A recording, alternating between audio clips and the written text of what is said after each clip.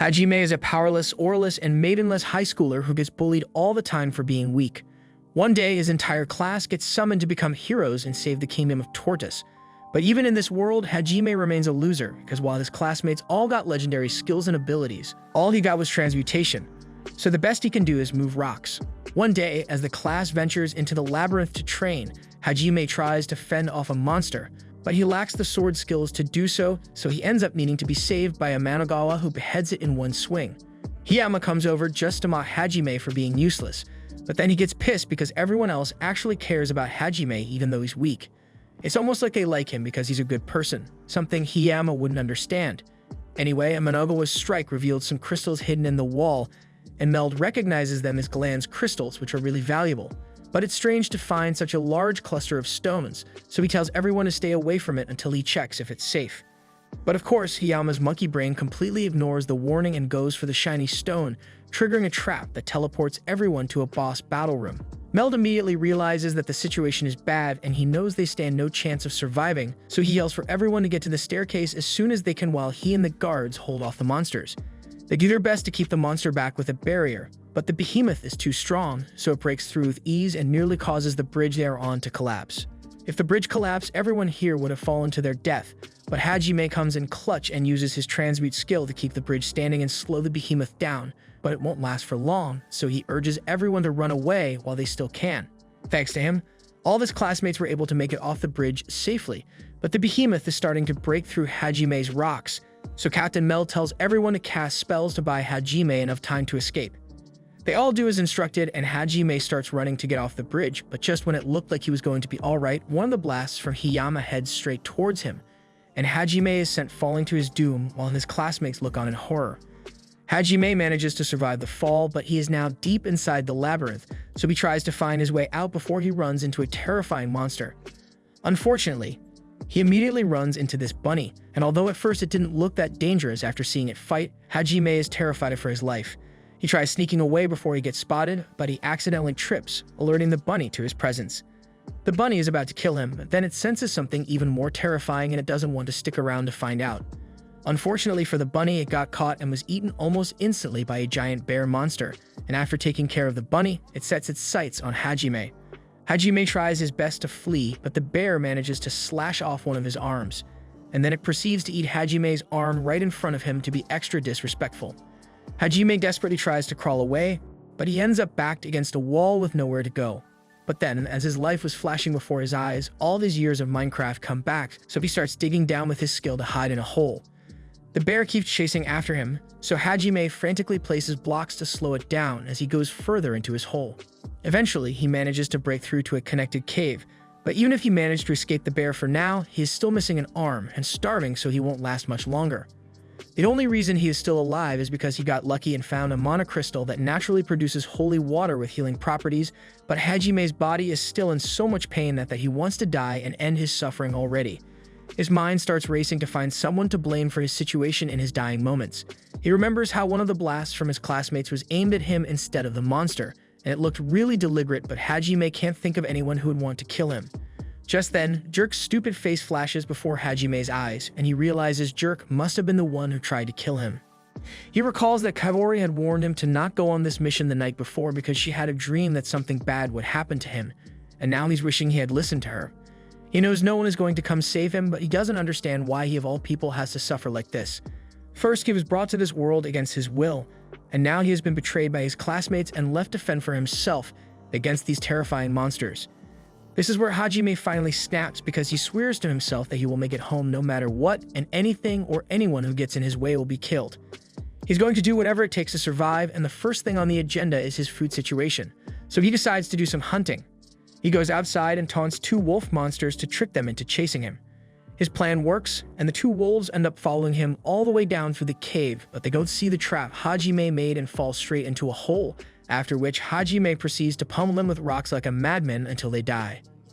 It's not the most elegant method, but it got the job done, so he begins eating and it tastes absolutely terrible. But even worse, he starts experiencing excruciating pain as the cells from the wolf meat start messing with his DNA. Hajime bends over and worries that this monster meat might be deadly, but then his body starts undergoing violent changes. Normally this would have killed any human, but thanks to the holy water, Hajime managed to survive the ordeal, and his body feels a lot lighter than it used to. He gets up and looks at his reflection only to find that his hair has turned white and his eyes are now red.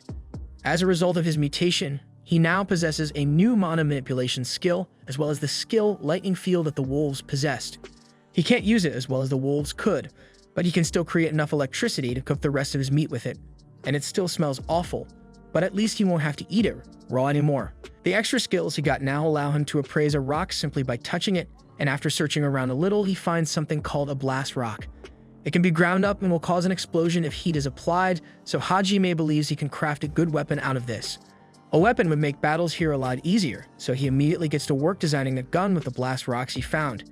He uses transmutation to form a gun barrel out of hard Tor rocks, and by filling bullets with the explosive blast rocks and accelerating them with his lightning skill, he is able to create a gun with high-powered explosive rounds, allowing him to easily defeat monsters like that rabbit from before. He then drags the rabbit corpse back to his cave and starts eating, but monster meat still tastes terrible.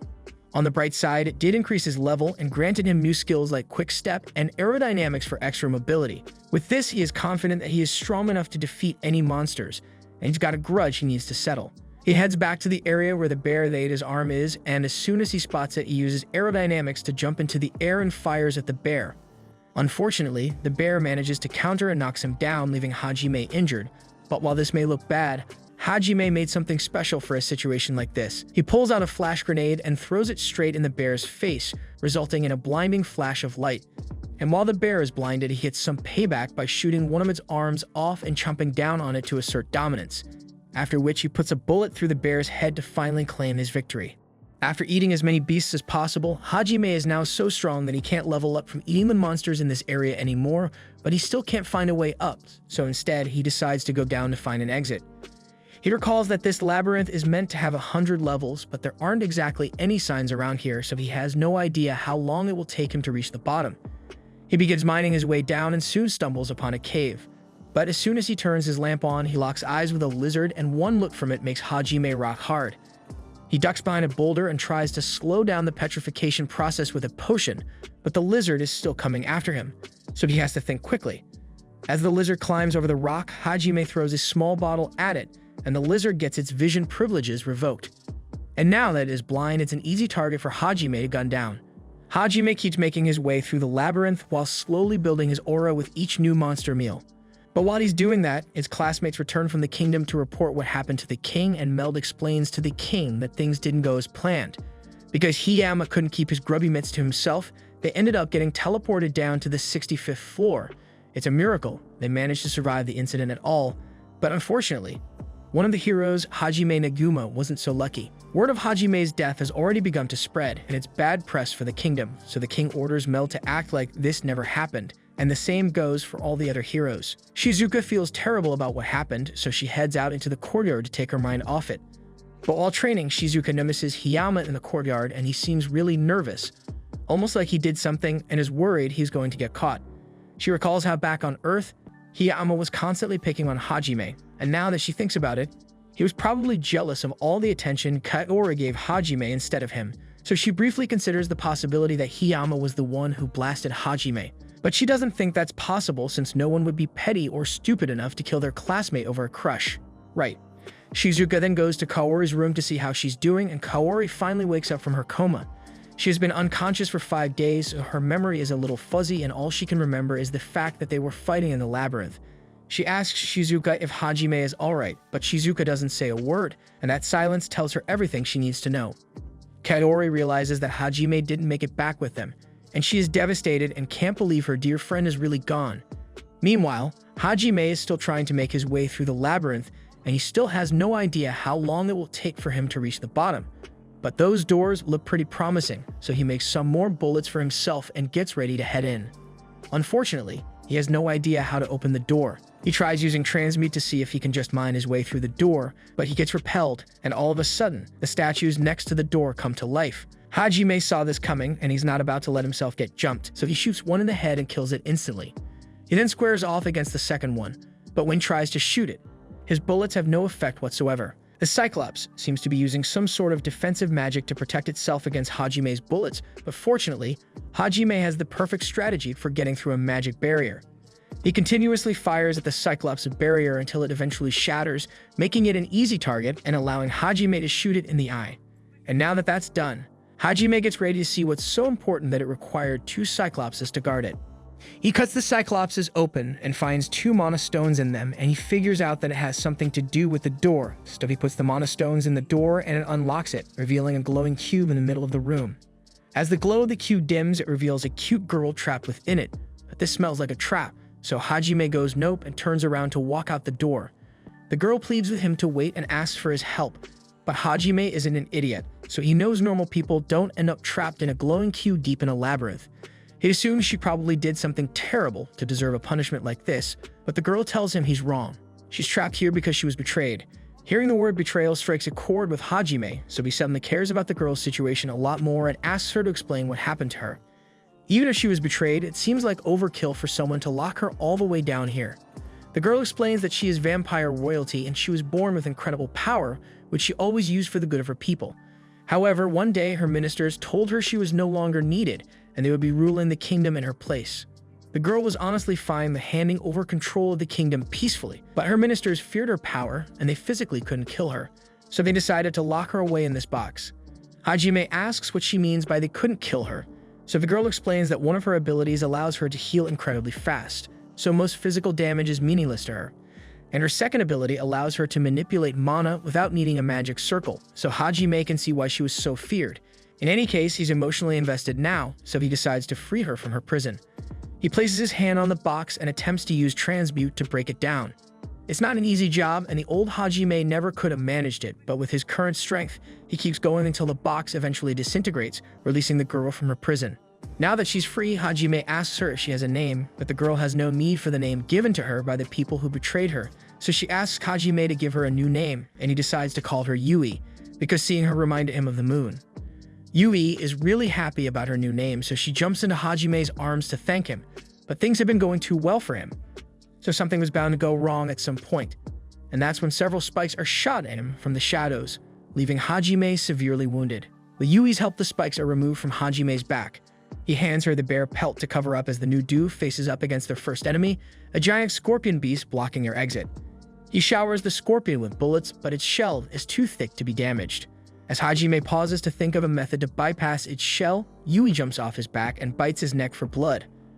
Her actions startle him, but he doesn't doubt her choice, so he uses his magic to mold a wall to buy her time as the scorpion uses the same magic to try and force his way through. All juiced up Yui casts an azure blaze which inflicts damage to its shell, but not enough to kill it. A second coordinated attack with Hajime on the top side of the scorpion's shell breaches it and fatally strikes the beast, celebrating their victory. The two bond over a campfire with some scorpion kebabs. Here, Yui is informed that all the vampires were eradicated 300 years ago. She shares that the labyrinth was built by beings called Mavericks, who rebelled against their gods and wanted to destroy the world but failed and flood into these labyrinths and are said to be hiding at the very bottom level. Their destination was now clear. The Maverick at the bottom held the key out using the scorpion shell. Hajime created high-caliber bullets for a railgun he crafted and named Schliegen. Surprised by all the foreign concepts this man is spouting, she asks about his side of the story.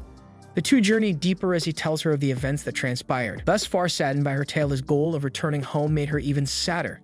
Yui had nowhere to call home. Seeing how she reacted, Hajime invited her to join him on this journey, which she accepts without hesitation. Back at the kingdom, led by the level 50 classmate Amanagawa, the party prepares for another venture into the labyrinth. Meanwhile, Hajime and Yui flee from a horde of seemingly endless T-Rex with a peculiar flower on their head that leads the two to believe that the monsters are controlled by parasitic hive mind. They manage to break the line of sight and escape temporarily to begin their search for the hive mind, keen on hunting them down. Along the way, Yui doesn't hesitate to take several sips from Hajime's neck. They approach an entrance that the dinosaurs protected feverishly, which leads them to believe that their target is close. Inside the cave, green spores are carried by the wind. All of a sudden, Yui loses control of her body and begins attacking Hajime as a flower sprouts atop her head. A humanoid spore creature resembling a human female takes cover behind Yui and by using her, shoots at Hajime with magic, opening him up for the spores. The monster celebrates her victory as a flower sprouts atop Hajime's head. However, the immunity he gained by devouring all those beasts kept him in control as the flower wilted, but the monster still uses Yui as cover, so the stalemate continues. Yui regretfully asks Hajime to shoot, who takes no time to hesitate and slays the beast with 2 bullets. His lack of tact awards him with her angry punches. The two rest at a campfire as Hajime eats the slain monster and Yui removes her clothes for no reason other than to sip more of Hajime's blood. The two journey deeper into the labyrinth and finally reach the door into the Maverick's chamber. Behind the door is a huge room decorated with large crystal columns on the sides leading to a second door. As they make their way through the door, an enormous summoning circle appears and summons a massive Hydra that stands between them and their goal. Each Hydra head bears a unique color and magic corresponding to its color. The duo keeps up with the assault, but soon realizes that all their damage is negated by the White Hydra's healing magic. Hajime and Yui attempt to focus their attack, but the other heads notice and stand in between them, protecting the white head from harm. Hajime draws the Hydra's attacks, giving Yui a chance to shoot a powerful spell of the healer. However, her attack is blocked by the yellow head specialized in defense. After her failed attack, the Black Hydra head uses illusionary magic to make Yui believe that she is once again sealed and Hajime has abandoned her. Her screams cause Hajime to grab her and disengage. Yui snaps out of it and tells Hajime what she has seen. He then kisses Yui for the first time and reassures her they will win this fight and make it to the surface and back home together no matter what. They bond now stronger than ever. They hatch an attack plan to defeat the monster. Yui distracts the beast using powerful magic while Hajime grabs Schlegen and shoots a devastating beam that destroys all but the blue, red, and green heads. Without their healer, they now stand no chance against Yui's heavenly blaze, which eradicates the beast, or so they believed. A final silver head appears and targets Yui. Hajime jumps in and tanks the blast using his rifle and as much defensive magic as he can. The smoke settles and the rifle disintegrates. While Hajime falls unconscious to the ground, Yui grabs him and creates a barrier protecting them from the ensuing attacks. She manages to pull him far enough and give him all the holy crystal water she can find, but he still won't wake up. She grabs Hajime's gun and rushes off to face the beast herself, but the bullets fail to penetrate the beast's hide. Blasts her down as well. Her cries for Hajime do not fall on deaf ears. Hajime grabs Yui and carries her away from danger. The last attack he took cost him his eye, but he has grown noticeably stronger, and to protect his new lover, he got an immense rage that got him back on his feet to save his partner and fell the monster. They coordinate an attack where Hajime drops the ceiling on the Hydra and transmutes it into a conductive cage, while Yui shoots an azure blaze which is amplified by the trap surrounding the beast. It perishes under their combined force as the two lovers find a moment to rest. Meanwhile, the party headed by Amanagawa makes its way through the labyrinth, once more oblivious to their classmates' survival. All except Korei, who can still sense that Hajime has survived. Bandaged but at full capacity, Hajime wakes up with a strange, soft sensation in his palm. To his surprise, he finds himself in a bed with Yui inside a gazebo surrounded by a forest. He lets go of her cheeks and electrocutes her into waking up. Noticing his well-being, Yui celebrates and hugs Hajime with tearful eyes. After he's caught up about how Yui patched him up, they realize they are now in the Maverick's domain. They fetch some clothes and make their way to a mansion standing alone in the woodland scenery. An illusionary sky mimics daytime and nighttime above them. The couple make their way into the building and find many rooms sealed off. On the 3rd floor, they find an open room that begins to light up as they make their way inside. Across from them sits a skeleton dressed in fine wear, peering at a ritual circle in the middle of the room. Hajime steps into the circle seeking answers. It glows as the skeleton develops an illusionary cover of the human it once was, Oscar Orcus, the Maverick who built this labyrinth. He congratulates the two on reaching this chamber and reveals that he is only a recording and will do no more than tell them why he and his fellowship did what they did after finding out the truth of this world. Meanwhile, on level 65 of the labyrinth, Amanagawa and his group are ready for round 2 of their fight on the bridge with the behemoth and his skeletal army. They spawn in, but instead of panicking, the group spreads out and does their respective roles in the fight. Attackers go in as mages and supports fulfill their duties, successfully fending off the monster's attack while dishing out their own. Their combined effort successfully defeats the behemoth, and so the skeletons begin to fall apart while the group rallies after their first decisive victory. Back to the MC, the recording begins to bid Hajime farewell. Oscar tells Hajime he will now inherit his powers and hopes that he will not use them for evil. A surge of information rushes through Hajime's head. The Mavericks were in truth liberators, and now he wields a form of ancient magic, creation magic, allowing him to give magic properties to raw materials to create artifacts. The first thing he does is teach Yui how to wield this magic. She learns it but fails to create artifacts herself. The two spend the following days snooping around the mansion. They find a book that informs them of how clearing the rest of the labyrinths will also yield ancient magic, which might help them return home. Later, the duo shares a bath together where Yui expresses her love to Hajime, who is still shy and awkward when confronted with the matter. Using the vast resources inside the mansion, Hajime crafts several tools to aid on their journey: vehicles, weapons, a crystal to replace his eye and an arm, all using the creation magic he learned. After 2 months of prep, Hajime puts ring on Yui, cementing their relationship. The two prepare themselves and finally leave the labyrinth, ready with their unwavering bond to take on whatever the world throws at them, even against the gods that stand in the way of their goal. In the Risen Gorge Canyon, a busty bunny girl finds herself surrounded by dinosaurs while she runs around asking for someone to appear. Just then, Hajime's and Yui's ritual circle appears and the two drop in, scaring the dinosaurs away. They celebrate their successful escape while the two lovers gaze into each other's eyes. Their wholesome moment is ruined by the blabbering bunny beast woman charging their way before falling and getting her head stuck in the ground. They move on and try to ignore the nuisance, but she grabs onto Hajime and begs the two to save her family. Her request falls on deaf ears and the duo continues moving forward. Suddenly, a giant two-headed monster, Dehedor, returns and stands in front of Hajime, who takes it out with ease, much to the bunny girl's amazement. She introduces herself as Shia, the eldest daughter of the Hylia beast tribe. She pleads the two to help her race from being exterminated, and after a lot of begging, they finally agree to look into the matter, before she insults Yui's Opai's size as a way inferior to hers and gets blasted to near death for it. Shia was exiled from her tribe for the magic powers she held. Her power to see possible futures is what helped her come to where the duo would appear. She also saw the doom of her tribe on the horizon. The duo agreed to help her on the condition that she helps them navigate the Sea of Trees on their path to the next labyrinth. They reached the Beastman village just in time to save it from a group of flying dinosaurs. Her tribe had left the other Beastman tribes to support Shia after it was revealed that she has a magic similar to monsters, a fact detested by Beastmen who do not wield magic. Her tribe's weakness and lack of magic meant their struggle for survival was an extremely difficult one, but with Hajime and Yui's help, the task was accomplished with ease. Shia offers to join them on their journey, but the two reject firmly. But instead, seeing that none of her tribe are fit for combat, they spend the next few days training them so they are ready to survive. After rigorous training, Shia learns to enhance her physical attributes for combat and asks to join the couple on the journey, once again claiming to be in love with Hajime. Just then, her tribe returns, turned into bloodthirsty killers that know how to fend for themselves, maybe a bit too well. The Beastman tribe leads the couple to the great tree within the Sea of Trees. There, a tablet asks them to present 3 more symbols similar to the ring they got from Oscar, the power of regeneration, and a beacon formed of bonds to unlock the door forward. Knowing what they need, the duo heads for the rest of the labyrinths in search of the other symbols. She recalls a memory of her mother telling her a story about a white shadow that lurks within the Sea of Trees, hidden from all. Moral of the story was to teach her not to fear everything different, and that one day she will meet special and wonderful people just like her. That is why she insists on going along with the couple while keeping it a secret. After she has succeeded in her training with Yui, Hajime allows her to join them, yet he tries to push her away one last time but fails.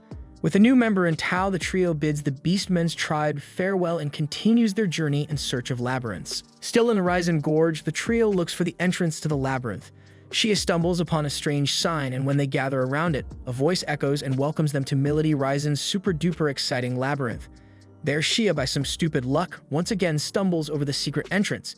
Needless to say, this labyrinth has no lack of traps. Some spikes shoot out the wall, scaring Shia shitless. Aside from physical traps, the voice recording of Milady on its own is a form of torture to their ears. From boulders barreling down a narrow hallway, spinning saws from either side of the walls, a giant bottomless pit, even buckets falling on Shia's head, the maze was level S hazard, yet nothing that 3 adventurers couldn't handle. After a while and a lot of teasing by Milady, they enter a familiar room, the place they started at. After running in circles for a while, they reach a room with a door at the far end and suits of armor decorating the walls on either side. To no one's surprise, the suits begin to move and attack the trio.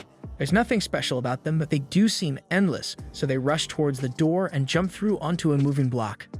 The block takes them up face to face against a giant iron golem with a smiley face drawn on it, claiming to be Milady Risen.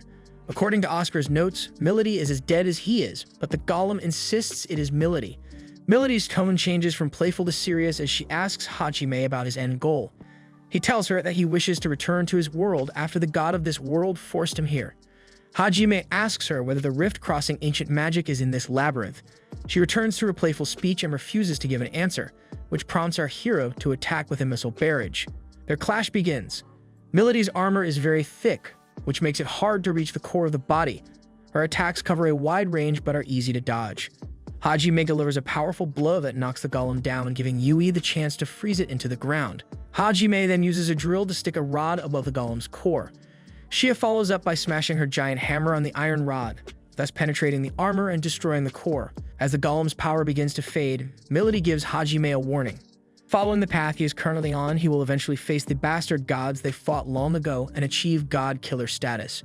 She bids them farewell and good luck on their journey as she disappears. Inside Milody's chamber, the trio finds yet another golem, a small one that Milody uses to greet them again. After a few smacks, she teaches the group gravity magic that only Yui is high enough level to use for now with a bit of training. With a second ring in Hajime's hand and some more valuable recourses squeezed out of her, Milody flushes the group out of the labyrinth back out onto the surface. With Shia drowned, Hajime gives her mouth-to-mouth to revive her, which she takes full advantage. But being the Chad that he is, our boy forcefully removes her and throws her back into the water. The trio, all wet from that experience, make their way to the nearby town inn for the night. Yui and Shia fight over a room with our MC, ending with Shia getting shot for saying out-of-pocket stuff. Inside the Furin Adventurers Guild, the guild master Ilwa Chang hosts Hajime and his two companions. He had heard of their accomplishment of passing through the Raizen Gorge with ease and wishes to employ them for a request. Hajime declines at first, but is persuaded to hear him out on the condition that their exploits be kept hidden, so they maintain a low profile. His request is to find a missing party that led his survey in the northern mountains, specifically the son of Count Kudeta, Will Kudeta. Hajime accepts in exchange for status plates of their own, as well as the guild master's support if needed. The trio wastes no time and travels towards the last known location of the missing party. Along their way, they make a stop at a village where the teacher of the Isekai class named Ai taught the villagers how to plant and maintain rice fields, which the place is now famous for. Hungry for his homeland staple food, Hajime's party reaches the inn where his teacher and few of her students are resting. Before this point, Hajime had been believed to be dead by everyone who knew him before the incident in the labyrinth. However, mention of his name by Yui and Shia, as well as his familiar voice, makes it obvious to Ai, despite his drastic change in appearance. He tried to deny his identity, but his teacher was certain, so he finally admitted it. He gave her very vague answers as to what happened since he was last seen before one of the knights escorting Ai and her students insulted Shia and Yui, which got him a bullet to the shoulder. One of the students listening all this was someone who admired Hajime after he saved her on the bridge where this all started. Before moving on, Hajime made it clear to everyone around that he had cut ties with the group he came to this world with and all those they worked alongside. His goals were his own and none should stand on his way. Later that night, Ai was contemplating her meeting today only to be interrupted by none other than Hajime himself. In private, he reveals to Ai what he has learned so far and why he chose to cut ties with the kingdom. A long time ago, this world was ravaged by endless wars between all three races. The god ruling over them made them believe he was pursuing peace between the humans, demons, and beastmen, while in truth he was the puppet master inciting conflict for his entertainment. The Liberators were a group of people who realized who the cause of all this conflict was and tried to rid the world of their oppressors. However, this god had realized their intentions and turned the church and humanity against them, branding them as traitors. Sworn to protect their people, the Liberators did not fight back. They are the people now known as the Mavericks. The few members that survived the culling had flowed into labyrinths of their creation, waiting for someone capable of completing what they had set out to do. Hajime admitted that he didn't care about the mad god, he only aimed to get the ancient magic necessary to leave this world. Before he left, I told him that the priestess Kaori hadn't given up her search for him, which is when he revealed that what happened to him was no accident, but an attempt to take his life by one of her students, and that left her in shock. The following morning, Hajime's group is stopped by Ai and her students who insist on joining them so that she can hear in detail what's happened. Seeing that refusing won't work, he conjures up a vehicle for all involved and sets off into the mountains. The group makes their way into the mountain in search of the Count's son and one of Ai's students who had wandered off on his own. Using drones he crafted with his relic creation magic, Hajime tracks down the scorched field with obvious marks of battle and a crater left by a giant creature. They press forward towards a human signal further in the mountains behind a waterfall, and inside a cave they find Will Kudeta, the Count's son. Suffering minor injuries, he is delighted to have finally been found. Will tells them of his terrifying experience and how Group was slaughtered by a group of monsters, the worst being a black dragon. Hajime slapped some sense into him and brought him back on his feet. As they made their way beyond the red moon that loomed over them with the sound of impending danger, the same black dragon swoops in and commences its attack on the group. It unleashes a stream of flames that pin Hajime down as he shields his teacher and her students. At that moment, Yui uses Heavenly Blaze to stop the dragon and drops it to the ground. Shia follows up with her hammer attack but fails. Hajime orders Yui to protect the group so that he can focus on offense. The dragon seems to be focused on Will, but the danger Hajime imposes quickly forces it to set its eyes on him. The two duke it out with Hajime obviously in a much stronger position using his vast arsenal. Soon after the dragon falls and Hajime readies the machine he used to penetrate the armor of Milady's golem so that he can finish off the beast. The dragon tries to escape, but Shia's hammer knocks it out. Hajime's knowledge of dragons leads him to believe that the only way to do damage to the beast is by attacking the one place without scales, the butt.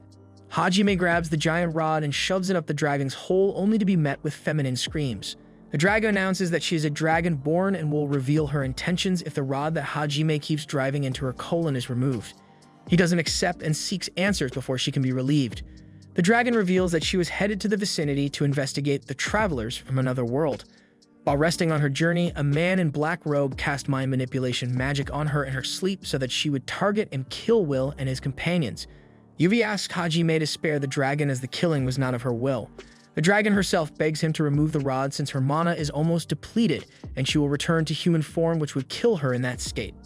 With the rod forcibly removed and the dragon reverted into human form with a possible new kink, she reveals her identity to be Tio Claris of the Claris clan of Dragonborn. She warns the group that an army of thousands of monsters led by the man in black robes is headed for the town of Hajime's drones confirm that an army of 60,000 will be upon them in 2 days.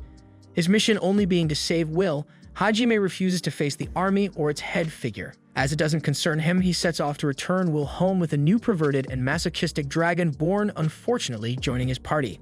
Ai implores her student to help face the army of monsters and save Yura from annihilation. Unable to refuse his teacher's request, Hajime accepts and begins his preparations to halt the assault. Defensive measures are taken, barricades are built, women and children are evacuated, while everyone left to fight eats and rests in preparation for battle. Night falls, and as Hajime cleans his rifle, Sonono approaches and thanks him for saving her life that day on the bridge in the labyrinth. He doesn't think much of it but gives her words of encouragement. A presence of a pervert lurks near as Tio comes out and asks Hajime a question. Tio asks him if his journey will continue after this fight and if she can join him.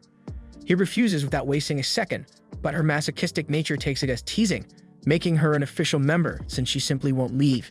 Seeing as how the townsfolk aren't as reliable as necessary and want to give him a minor role, Hajime proclaims to the people in his rallying speech that Ai Sensei is a goddess, meaning their victory is certain and all credit for that should be given to her.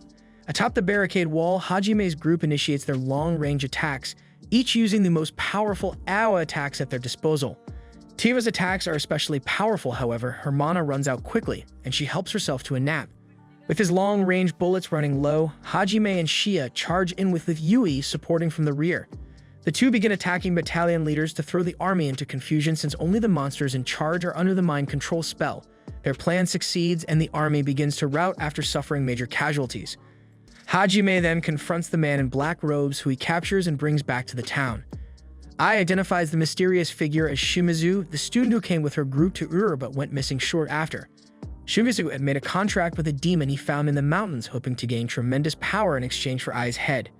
She tries to reason with him and help him start over, but Shimizu takes advantage of her compassion and takes her hostage, asking Hajime to surrender his weapons, which is met with a resounding no. Shia's ability to see the future springs her into action as she attempts to block a bullet headed for Shimizu and Ai. The poison needle at Ai's neck makes contact as the bullet grazes Shia and penetrates Shimizu's abdomen.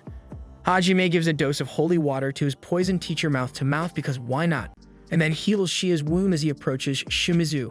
Ai begs him to heal her student. Hajime assesses the situation and Shimizu's intentions before putting him out of his misery, breaking his teacher's heart and telling her that his stance against his enemies does not change regardless of who they are. He and his party along with will depart to conclude their mission. On the way back, his companions realize how Shimizu was too injured to be saved and Hajime merely put him out of his misery as an act of mercy without Ai having to bear the burden of a student dying under her care. They all know Ai is extremely kind but not stupid. She will eventually accept the truth and forgive her dear student. Once again at the guild, Hajime and his companions deliver Will safely to Ilwa, who rewards them with the promised status plates, plus an additional one for their new member. As they all settle in their room for the night, Hajime notices a figure lurking in the alleyways of the town. Watching them, he isn't concerned by their activities, as he is confident that he can challenge even God if he gets in the way of achieving his goal. Hearing his words, Tayo remembers her father's dying words to her, that although their true enemy, God himself is powerful, but someone strong enough will appear one day to slay him and rid the world of his machinations. Those very words and the powerful force calling to her prompted her to seek other worldly visitors outside of her clan's domain, leading her to meet the MC. Hajime and Shia go on to explore the town together, where they stumble upon an aquarium. Inside, they meet a familiar sentient fish, which they pass by while Milady flushed them out of her dungeon.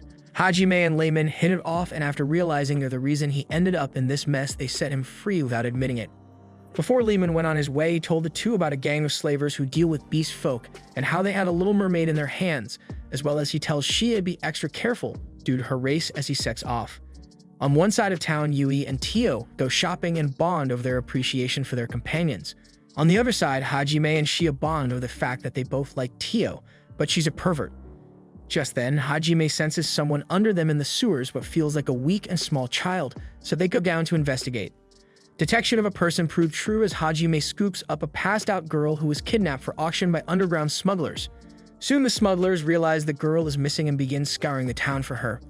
Meanwhile, Hajime and Shia bring the girl to the surface where she regains consciousness. They introduce themselves to Mew and hurry to nurse her back to health with a hot bath and food, before dropping her off with the city guard since their race is protected by the kingdom. Against Mew's wishes, they part ways as she cries for her big bro and big sis. Shortly after, a blast and smoke rise from the same guard post. Hajime and Shia rush back to find the guards dead and writings on the wall, ordering him to give them the bunny girl or Mew dies, which makes it clear to Hajime that these guys are now his enemies. As they rampage through the town, they regroup with Yui and Taiyo, who join them on their hunt for the slavers' hideout. They split up into teams of 2 and purge the whole city of slaver gangs as they look for Mew's location. Meanwhile, the auction begins with Mew at its center. In that moment, Hajime breaks in and puts 3 bullets in the organizer's head, picking up Mew and flying her out to see the fireworks as his companions raze all the slavers' hideouts to the ground. With the little girl now safe, Hajime takes her and regroups with his companions as she gives her hero a new title, Papa. Papa Hajime and his party make their way through a barren rocky land to the outpost town of Dorad. This is where it all started 4 months ago when he was last here with his classmates adventuring to Orcus Labyrinth. The group sits down with the outpost guild leader Lo Voevis, and that is when a guy breaks in to inform Lo that a demon was spotted in the labyrinth. Hajime identifies him as Endo, one of his former classmates. He begs him to come down and save the rest of his classmates that are now faced with the demon. As the hero's party reached the 90th level of the Orcus Labyrinth, they found no monsters in sight, only their blood splatters covering the ground. A red-haired demon lady walked out of the shadows and offered them a chance to join her, as Shimizu did. They declined and engage in combat with her myriads of powerful monsters, a chimera, ogres, and a spell-casting turtle pope. The group fought to the best of their abilities, but the demon's ability to heal the monsters meant they were fighting a losing battle. Their barrier caster was stabbed and seriously injured during the battle, and that is when Kaori's friend Shizuku ordered Endo to use his stealth abilities to flee and tell their captain Meld what had transpired. Endo succeeded in doing this, but the chimera had chased him to the captain's location, so he was ordered to once again flee, but this time to the surface and warn everyone of the demon menace they were facing. On the surface, Endo begs Hajime to save his former classmates despite his feelings for them, while underground the hero Amanagawa and his party manage to flee the demon. Their fear sows doubt between them as Hiyama wishes to join the demon to survive. Captain Meld reaches the hero's party only to be cut down by the demon and her chimera. The captain's death enrages Amanagawa into breaking his limits, killing the demon monsters and forcing her into a corner. However, a trinket of hers forces him to stop as he realizes she is human too. In that moment of hesitation, her pets attack and injure the hero. Shizuku tries to buy them time, but the demon's beasts prove to be too powerful as she also falls. Kaori rushes to save her friend, but with her mana depleted, there is nothing she can do other than to accept her and Shizuku's fate at the hands of 2 giant minotaur. Before the monster's attack lands on the 2 girls, a giant rod penetrates the ceiling and impales both monsters, killing them instantly. The dust of the impact clears as Hajime stands before them. All it took was 1 bullet for the behemoth to perish this time. Hajime and his companion rush through the labyrinth but decide that the fastest route down is a hole in the ground. As Hajime lands in front of his former adventuring group, Kaori instantly recognizes the identity of their rescuer, much to everyone's surprise as he was supposed to be dead. As Yui, Shia, Tio, Mew and Endo fall down and reach the party, monsters rally for another attack. Hajime orders his companions to spread out and protect Amanagawa's party as he single-handedly begins his onslaught against his new enemy forces. He wields his dual revolvers with skill as the monsters drop like flies. Kaori and her friends watch in astonishment as the man they knew as Nagumo Hajime tears through the monster hordes with unprecedented might. The Pope Turtle fires off a beam attack at Hajime, and using a relic shield, he deflects the attack at the demon woman, destroying the bird creature she used to heal herself and her forces. His companions easily fend off any attacks on the injured as the demon makes a last desperate attack against Hajime. She casts Crashing Jail, enveloping him whole. Concerned by what she saw, Miu calls out to her papa, which catches Kaori's ear. The demon makes a run for it, but Hajime blocks her retreat as he shrugs off her magic and walks up to her. He asks her how she got her hands on those monsters, but she refuses to answer, so he puts 2 bullets in her legs, which surprises his former companions. From what little he got from her, Hajime concludes that the monster spawning was a form of ancient magic that was lent by someone she knows. Seeing as how she was no longer any use, he aims to end her life. She warns him that her lover will seek revenge. As Amanagawa tries to convince him that she is no longer a threat, Hajime doesn't think twice before he puts a bullet in her skull. Hiyama saw what happened as panic sets in. With Captain Meld stabilized, everyone involved gathers around. Kaori can't believe Hajime is still alive and breaks down into tears while leaning on him as Yui and Shia stare with murderous intent. They all make their way back out of the labyrinth while Amanagawa and Hajime's moral compasses collide over the killing of the demon. Hajime makes it clear that he has no ties here anymore and will kill anyone who stands in his way, even them. He tells him that he did this because he owed Kaori, and once they're out, it's goodbye forever. After they reach the surface, Kaori gathers up her courage to confess her love to Hajime and her desire to join his party. He turns her down since his only love is Yui, but she still insists on tagging along to eventually win him over. Yui accepts her challenge and allows her to join to prove that she is Hajime's one true love. Kaori is now an official member of Hajime's party. After a bit of strangling over the papa's business, he tells her to get ready for their departure. The next day, Kaori bids farewell to Shizuku and the rest of her former companions as Hajime conjures a jeep with a car full of odd characters fighting for his love. Hajime and his companions set off to find a way back to his world, allowing nothing, not even God, to stand in their way. Hajime and his group are driving through the desert when all of a sudden they get attacked by a sandworm. I don't know where Hajime learned how to drive like this, but he is doing a great job evading the worms. There'll be a problem if that thing manages to catch up to them, so Hajime decides to bust out his anti-tank missiles and fires them at the worms. The worms are reduced to large chunks of meat, so Hajime and the others can continue on their trip. But a few meters ahead, they spot a group of sandworms gathered around something. Hajime is curious, so he pulls up the car machine gun and starts blasting until every single worm is gone. And now that the path is clear, they can see that there is a man on the floor. Hajime normally wouldn't want to get involved, but as a priest, Kaori wants to help him, and Hajime honestly wants to find out how the guy managed to survive so long in the desert without getting eaten. They drive over to him, and Kaori examines his body only to find that he is suffering from extreme mana overload. Basically, he ingested some sort of poison that is making all the mana in his body go wild, so if he doesn't get help soon, he's going to die. For now, Kaori uses a spell to drain some of the guy's mana to stabilize his condition, but unless they find a cure for his illness, his mana will go out of control again soon. The man eventually wakes up, so they bring him into the car, and first he thanks them for saving his life. He introduces himself as Bize, and he is the son of the Duke of Ankaji. Coincidentally, Ankaji is the city that Hajime and the others are heading towards, and from the way Bize is acting, it looks like it's in some kind of trouble. Hajime asked Bize to explain the situation. So Bize tells him that a few days ago, the citizens of Ankaji began to suffer severe fevers and convulsions. They did some investigating and discovered that the oasis that the people of Ankaji rely on was poisoned, but they still haven't been able to figure out how it happened or who might be responsible. On the bright side, there is a cure for mana overload. The mineral known as Still Stone, which can calm a person's mana when ingested. Still Stone can only be found in the Gruen volcano. Normally, Bize would have sent the adventurers of Ankaji to mine the Still Stone, but they are all suffering from mana overload, and even if they weren't sick, an ordinary adventurer wouldn't be able to make it through the desert since Ankaji is almost entirely out of drinking water. That's why Bize took it upon himself to go look for help, but he ended up passing out due to mana overload. Luckily, he was fortunate enough to meet a group of gold-ranked adventurers, so he asked them to help save Ankaji. They soon arrive at the Dukedom of Ankaji, and the situation here is just as bad as Bize had told them. Countless people are suffering from mana overload and even more from dehydration, but Hajime and his group are ready to help.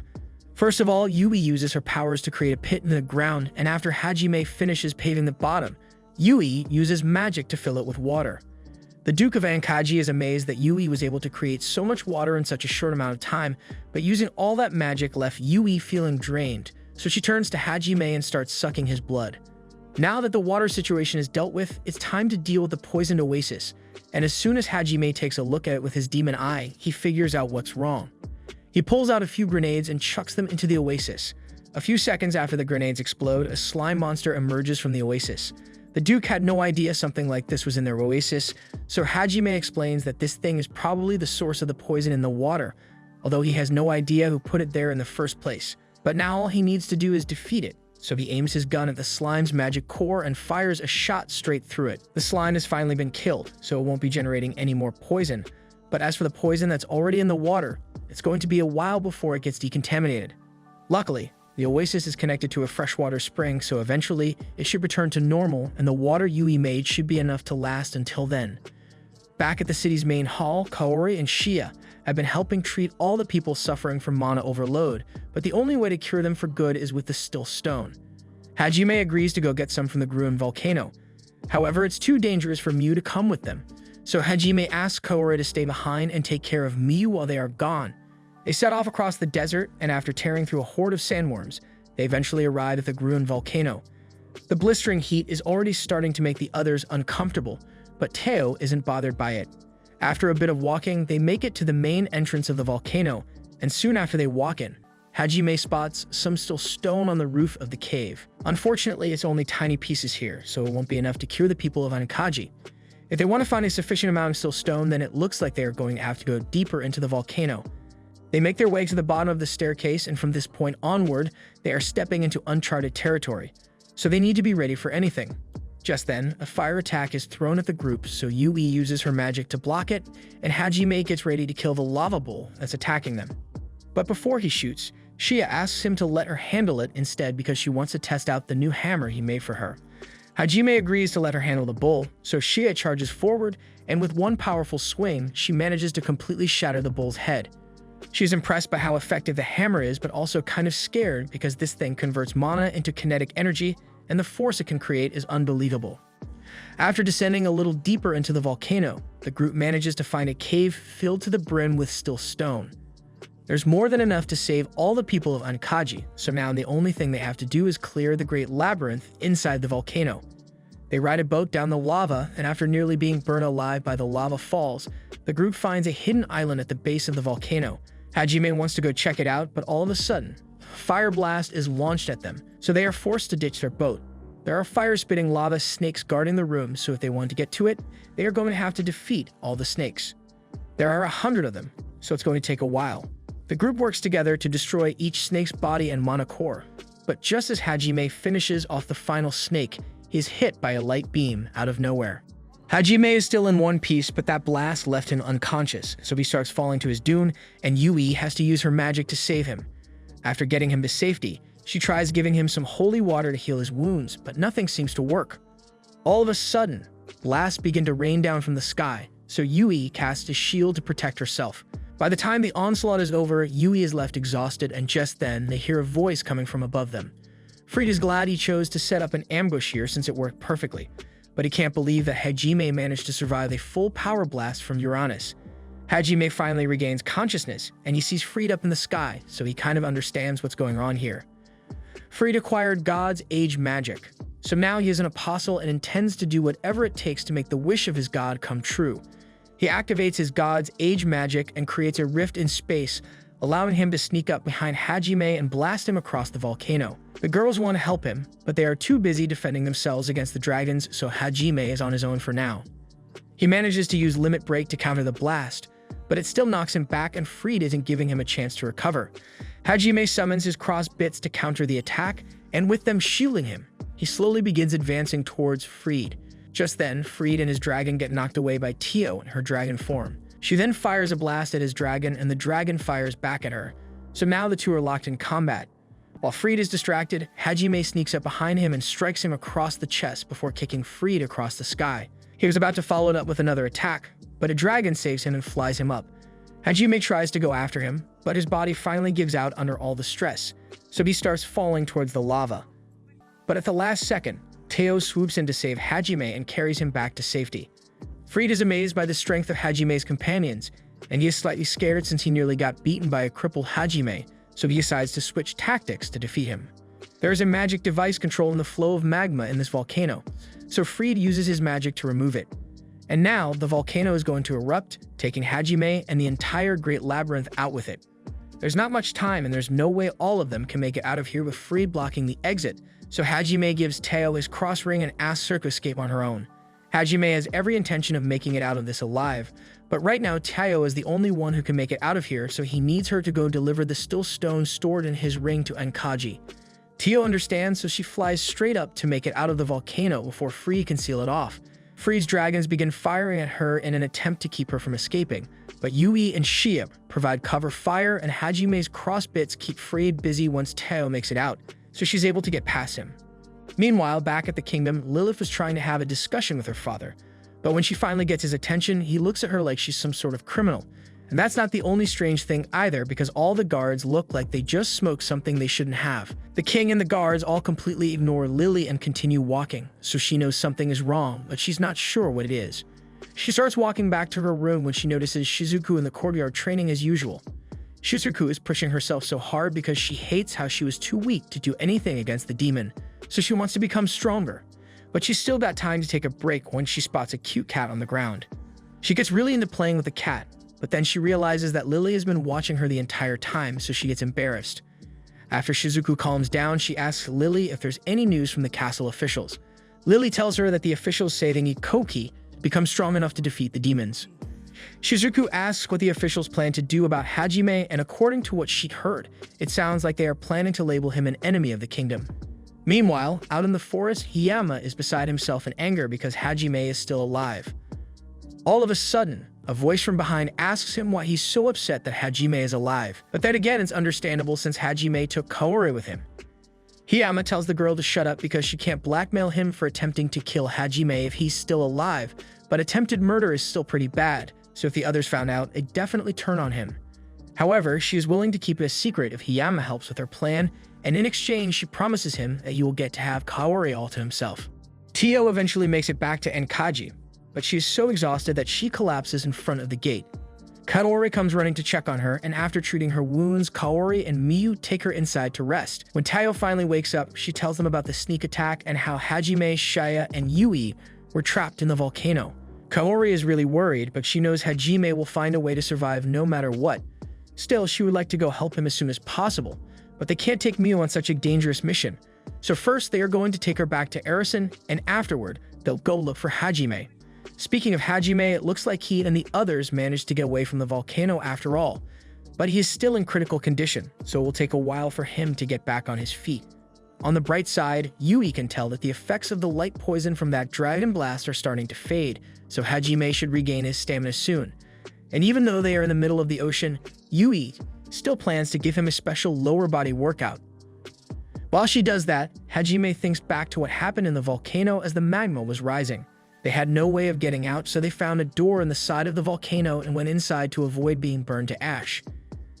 The inner room was thankfully magma-proof, so they were safe for the moment, and as luck would have it, this room contained the ancient god's spatial magic spell, so Yui was able to analyze it immediately.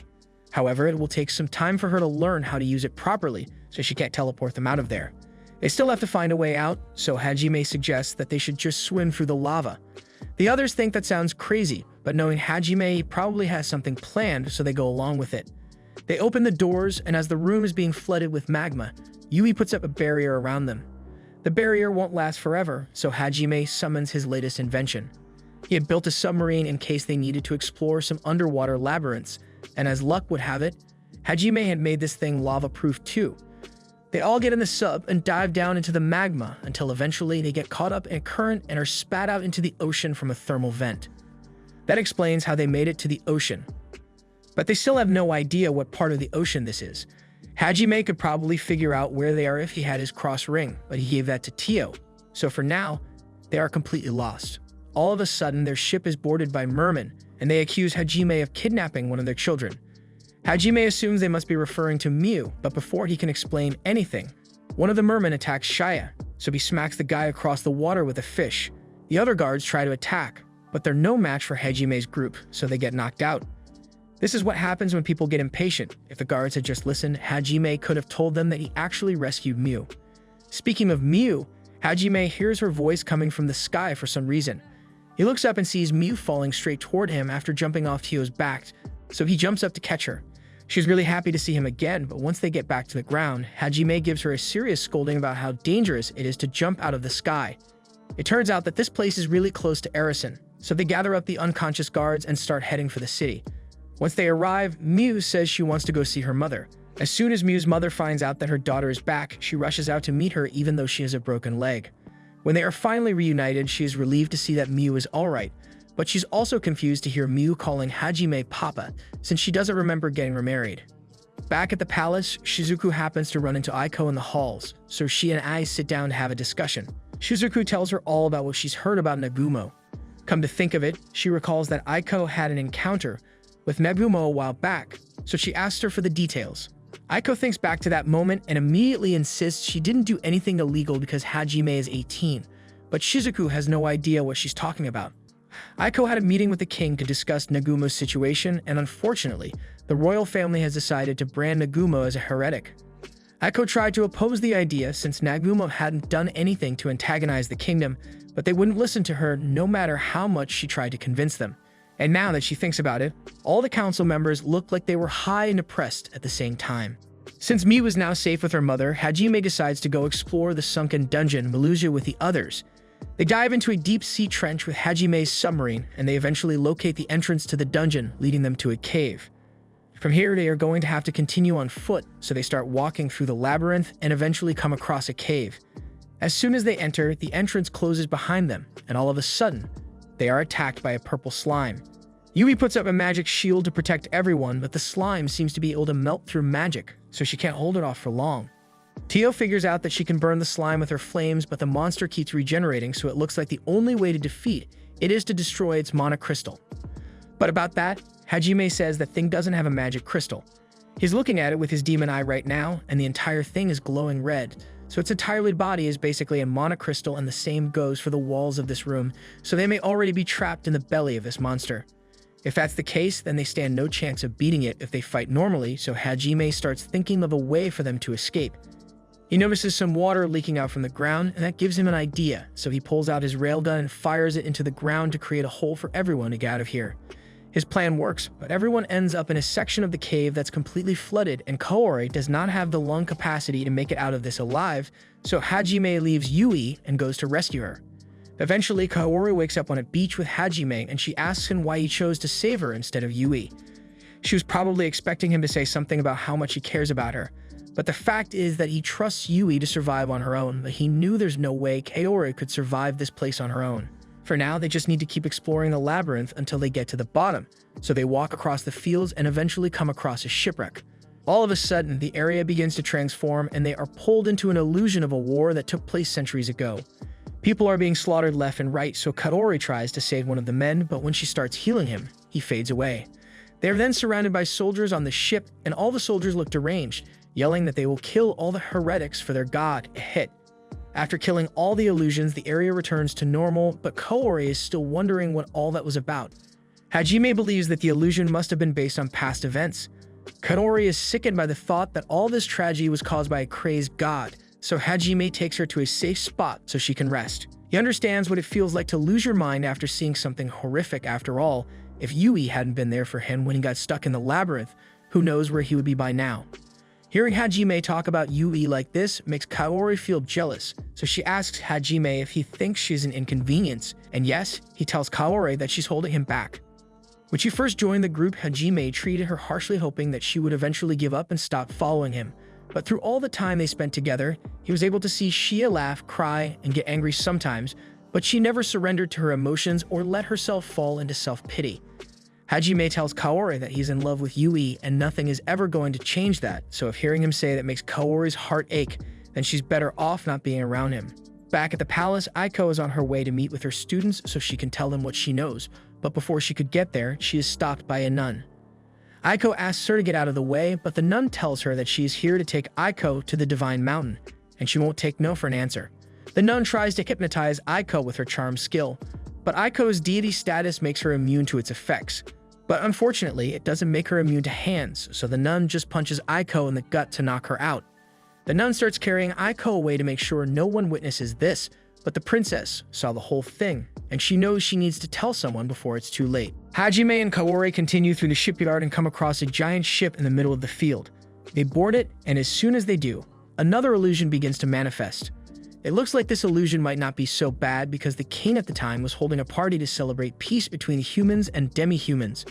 But then, a few seconds into the banquet, the king reveals that he is still every bit as racist as he was before, and the only reason he held this banquet was so he could slay the filthy animals that claimed to be equal to humans. All in the name of his god, a hit. Seeing all the carnage leaves Kaori feeling sick again. They still need to keep moving, so they head down into the ship corridor. As they walk, a dark mist rolls in, and Kaori ends up getting separated from Hajime after a wind trap is triggered. Hajime tries to go after her, but he gets surrounded by soldiers, so he has to defeat them. Once he has taken out all the soldiers, he starts looking for Kaori, and before long, he finds her standing in a suspiciously dark corner. Hajime can immediately tell that something's wrong, so just to be safe, he shoots Kaori in the head with a magic bullet. Kaori falls to the ground in pain and asks Hajime why he did that, but Hajime just shoots her again. He's already figured out that something is possessing Kaori's body, but the ghost laughs because it thinks there's nothing he can do about it. However, Hajime just points his gun at the ghost again and prepares to shoot. The ghost starts to panic and reminds Hajime that this is still Kaori's body, so even though the magic bullets won't kill Kaori, he can't just keep shooting her. Hajime puts his gun down to think about it for a second, but then shoots the ghost again anyway. It's not like the ghost is going to release Kaori if Hajime stops shooting, and the magic bullets cause a lot of pain, so Hajime is just going to keep blasting the ghost until it leaves Kaori's body. The ghost realizes Hajime isn't bluffing and the torture of being shot over and over isn't worth it, so it immediately releases Kaori's body. After the ghost leaves, Hajime gets close to Kaori to check if she's still alive, and as soon as she wakes up, she kisses Hajime on the lips. Hajime asks her what she thinks she's doing, so she tells him she's giving him her answer to his question. She is in love with Hajime, and even though she knows he loves Yui most of all, she intends to stay by his side regardless. They eventually find a magic circle that teleports them to the final area of the labyrinth, and it looks like the others managed to make it here in one piece as well. So they head to the center and Yui begins analyzing the magic circle. Meanwhile, back at the castle, the remaining students are starting to realize that something is wrong because it has been 3 days since Aiko supposedly went to the Divine Mountain, and they haven't heard from her since. As for Aiko, she's alright, but the nun says her power is inconvenient, so until the right time comes, they are going to keep her locked up for now. After what she witnessed, the princess has been on the run because she doesn't know who she can trust. Everyone has been acting strange lately, so she's sure something is going on, but she can't do anything about it on her own. Meanwhile, in one of the training halls, all the soldiers who have been turned have been gathered in preparation for the plan, and it looks like Hiyama is in on it.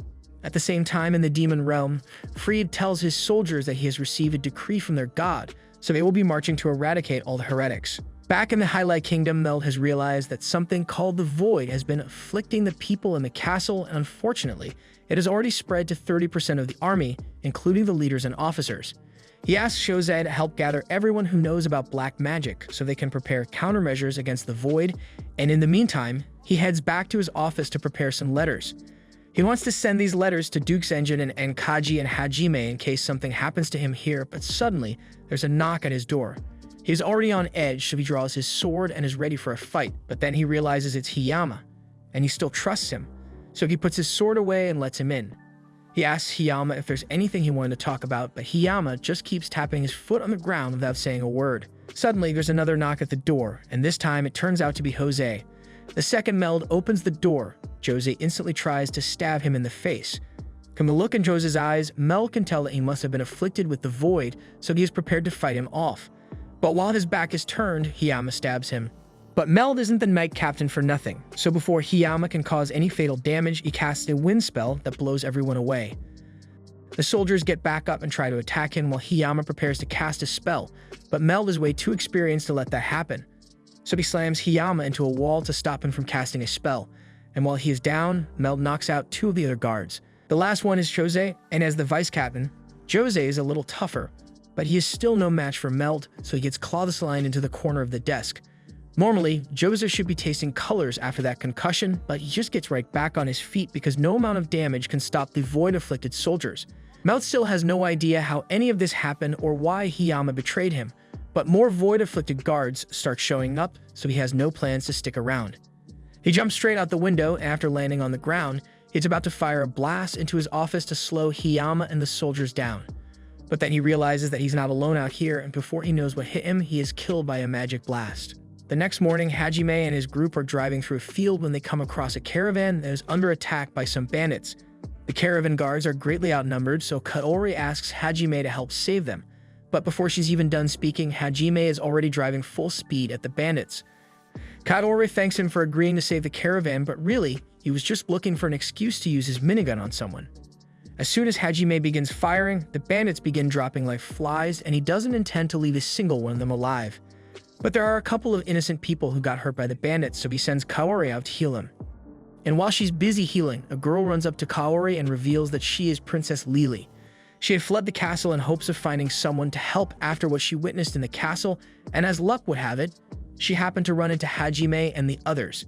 She explains how all the people in the castle started acting strangely. Even her father is now feverishly advocating for the church, and at first she thought he was just trying to improve the kingdom's relationship with the church, but this goes far beyond anything like that. She also tells Hajime about Aiko being kidnapped by a nun of the Divine Mountain, and Hajime figures it must have something to do with Aiko's connection to him, so he has to help break her out of prison. And it turned out to be a lot easier than you'd expect, because he literally just airwalks up to Aiko's cell and uses transmutation to tear a hole in the wall. Just then, by pure chance, the demon army begins their invasion of the kingdom, and even though he wasn't expecting this, Hajime thinks he can use the chaos to sneak out undetected. However, all of a sudden, an attack is launched straight at him, completely disintegrating the prison. Hajime manages to get out of the way with Aiko before the blast lands, but now he has to deal with Noint, one of the apostles of Ehit. Noint charges at Hajime, so he tries firing some bullets at her, but she blocks all of them and nearly stabs him in the chest. Fortunately, he's able to dodge and create some space with his cross arsenal, but since he still has to protect Aiko, Hajime is practically handicapped against Noint, so all he can do is dodge and defend against her attacks. Noint is impressed that Hajime is capable of keeping up with her even though he is stuck carrying extra weight, so she admits that he is indeed quite strong.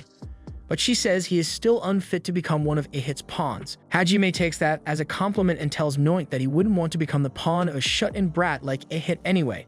But on another note, he asks Noint if she really has the time to be fighting him right now.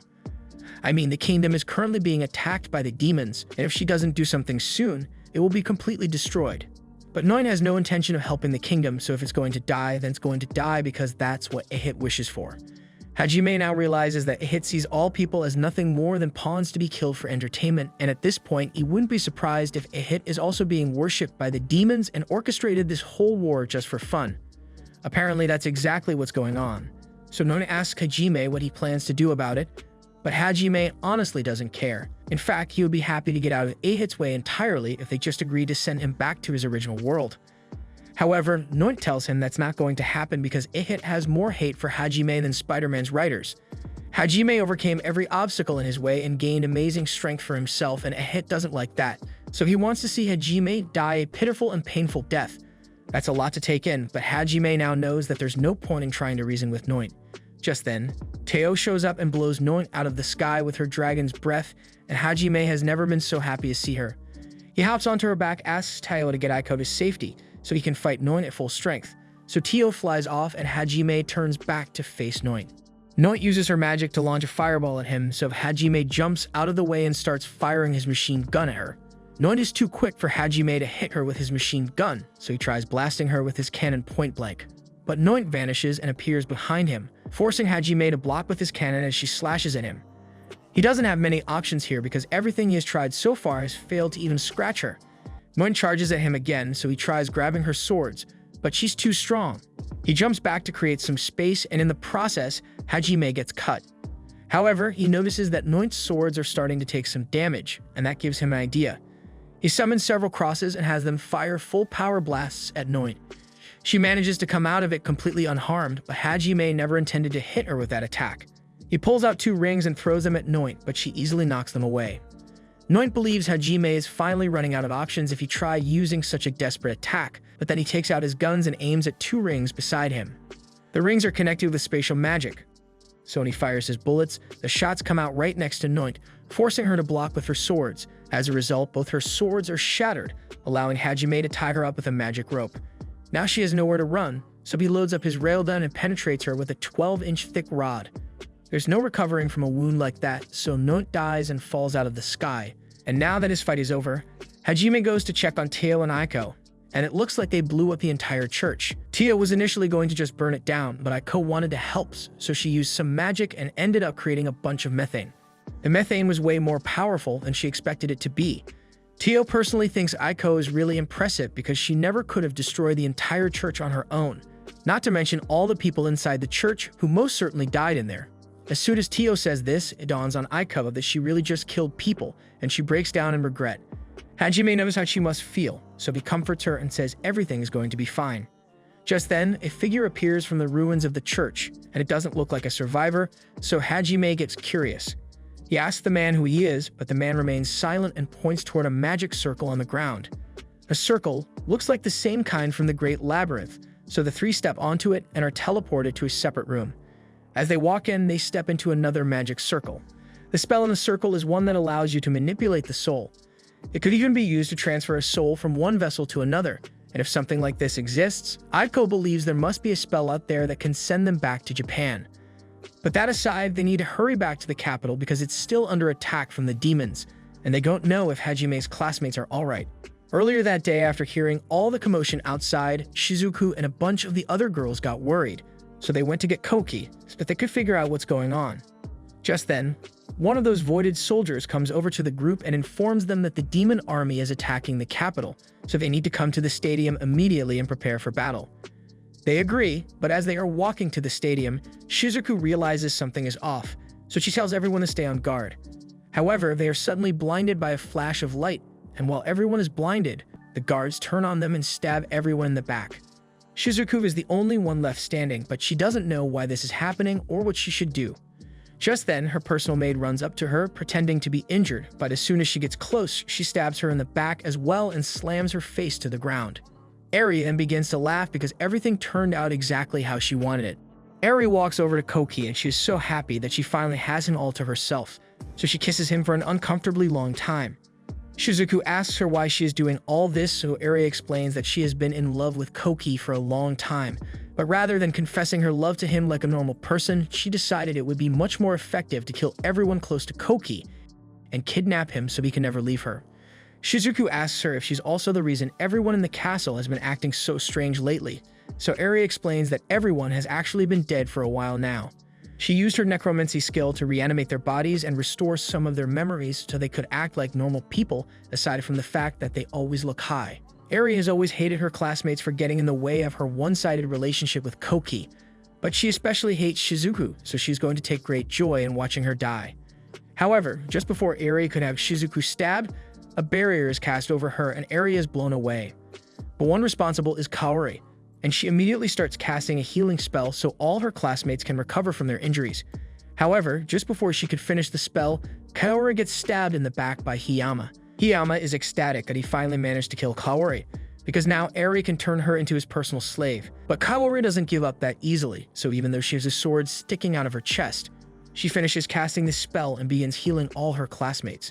The healing spell starts working on her too, so it looks like Kaori might survive after all, but then Hiyama pushes the sword back in, and the light finally fades from Kaori's eyes. Seeing this enrages Koki to such an extent that he breaks free from his shackles and swears that he will never forgive Eri for what she has done. He raises his sword and launches a heavenly slash, tearing through Eri's army of undead soldiers to get to her. But eventually, Koki falls to the ground and starts spitting up blood. It turns out that when Eri kissed him earlier, she actually gave him a poison that would leave him immobile, so now no one can stop her. Eri is about to use her magic to turn Kaori into a puppet, but at the last second, Hajime shows up. He doesn't know exactly what's going on, but he can tell that Kaori is injured and Hiyama and Eri are the ones behind it, so he flash steps behind Hiyama and punches him into a wall. Teo and Aiko soon arrive, so Hajime asks them to take care of Kaori for him. Kaori is already dead, so healing magic won't do much good, but they should be able to at least bind Kaori's soul to her body to keep her from dying completely. Meanwhile, after seeing what Hajime did to Hiyama, Eri realizes she is next, so she tries bargaining with him. She promises to resurrect Kaori if Hajime lets her go. But even if she does resurrect Kaori, Kaori will be stuck as a puppet forever, so Hajime isn't interested. He's about to shoot Eri in the head, but all of a sudden, Hiyama attacks him from behind. Hajime easily catches him and holds him up by the neck while Hiyama whines about how it's not fair that Kaori likes Hajime instead of him. It's honestly sad to listen to, so he tosses Hiyama out of the stadium, and unfortunately for him, he lands right in the middle of a swarm of hungry demons. And he's got zero plot armor, so Hiyama is definitely dead. Hajime then turns back to Eri to finish her off, but out of nowhere, Fried teleports in, and he wants revenge for the humiliation he faced at Hajime's hands. He says his demons have already surrounded the stadium, so there's nothing Hajime can do to stop them from destroying the kingdom and killing his friends. Hajime doesn't really care about what happens to the kingdom, but Fried is really pissing him off, so he pulls an item out of his inventory and uses it to summon his death laser. In the span of a few seconds, every demon in the area is disintegrated, so Fried now has no chance of winning, so he is forced to retreat. But before he leaves, he takes Eri with him because she is a valuable asset. Yuri and Shia show up shortly after Fried leaves, so Nagumo asks them to help maintain Kaori's soul. Shizuku is still devastated over Kaori's death, but Nagumo tells her to have faith in him and his team because no matter what, he won't let her die. The next morning, reconstruction efforts have begun within the kingdom, and Lily is now the new ruling monarch. According to the damage report, the attack on the kingdom was also the work of Eri because she got in contact with the demons and gave them information that allowed them to invade the capital. She did all of this just so she could live out her fantasy with Koki. However, the brainwashing and murder of the king were the work of the nun from the Divine Mountain, but she has since gone missing, and they can't seem to track her down. As for the heroes, they are all currently training in the stadium, but Shizuku keeps looking up at the sky because she is waiting for Nagumo to return. He promised that he would bring Kaori back to life, but Koki still doesn't trust him, so he doubts Nagumo will return. However, a few moments later, Nagumo and his friends drop from the sky and crash land in the middle of the stadium. Shizuku is overjoyed to see Nagumo, so she runs up to him and asks if he managed to save Kaori. Nagumo tells her that Kaori is fine, but she's a little different now. He wants Shizuku to promise that she won't get mad at him. Shizuku doesn't understand what he means, but then Kaori crashes down into the stadium as well, and for some reason, she looks like Noid. Nagumo explains that he used God Age soul magic to protect Kaori's soul, so once her condition stabilized, they took her soul and placed it in Noid's body. Shizuku kind of understands, but she asks why they chose to put Kaori's soul in Noid's body. Nagumo explains that he could have put Kaori back in her original body, but she asked him to put her in Noid's body instead because she would be stronger that way. Shizuku is incredibly grateful that Nagumo saved her best friend, so she swears that if he ever needs something from her, she will be sure to repay the favor. Nagumo tells her she doesn't have to worry about repaying him because all he did was save the life of his friend. But that aside, he has something he needs to tell them. Hajime explains that Egan has been using everyone as mere pawns for his own amusement, and Koki is infuriated to learn that all they've been working for has been a lie. He asks Hajime why he didn't tell them about this sooner, but even if he had told them, there's no way they would have believed him. Later, everyone is having dinner, so Shizuku asks Hajime where he plans to go now. He tells her he is going to the Great Labyrinth, and the path he is going to take happens to cut through the Empire, so Lily asks him if she can come along. As the new ruler of the kingdom, there are a lot of things she needs to discuss with the Emperor, so she would like to meet with him as soon as possible. Hajime is fine with Lily tagging along, but since she's going, Koki says he and the rest of the class will go as well because he wants to become stronger with God Age magic so he can save the world, since Hajime clearly doesn't care about doing that. All of his classmates feel the same way since they want to be strong enough to protect themselves and their friends, so Hajime agrees to bring them along. But he didn't agree because he's a nice guy, he just thought he could use them as good meat shields once they got to the Great Labyrinth. The group is now headed to the Haltsina Sea of Trees, but before that, they need to drop Lily off at the Empire's border so she can meet the Emperor. And honestly, she's not looking forward to it, because the Empire is really oppressive. It is comprised of strong adventurers and mercenaries, and they use their strength to take whatever they want from the weak. The Empire also heavily looks down on beast people like Shia and often enslaves them simply for the thrill of it. Before Shia met Hajime and Yui, her entire village was destroyed and a lot of her friends and family were killed right before her eyes, while the rest were enslaved by the Imperial soldiers.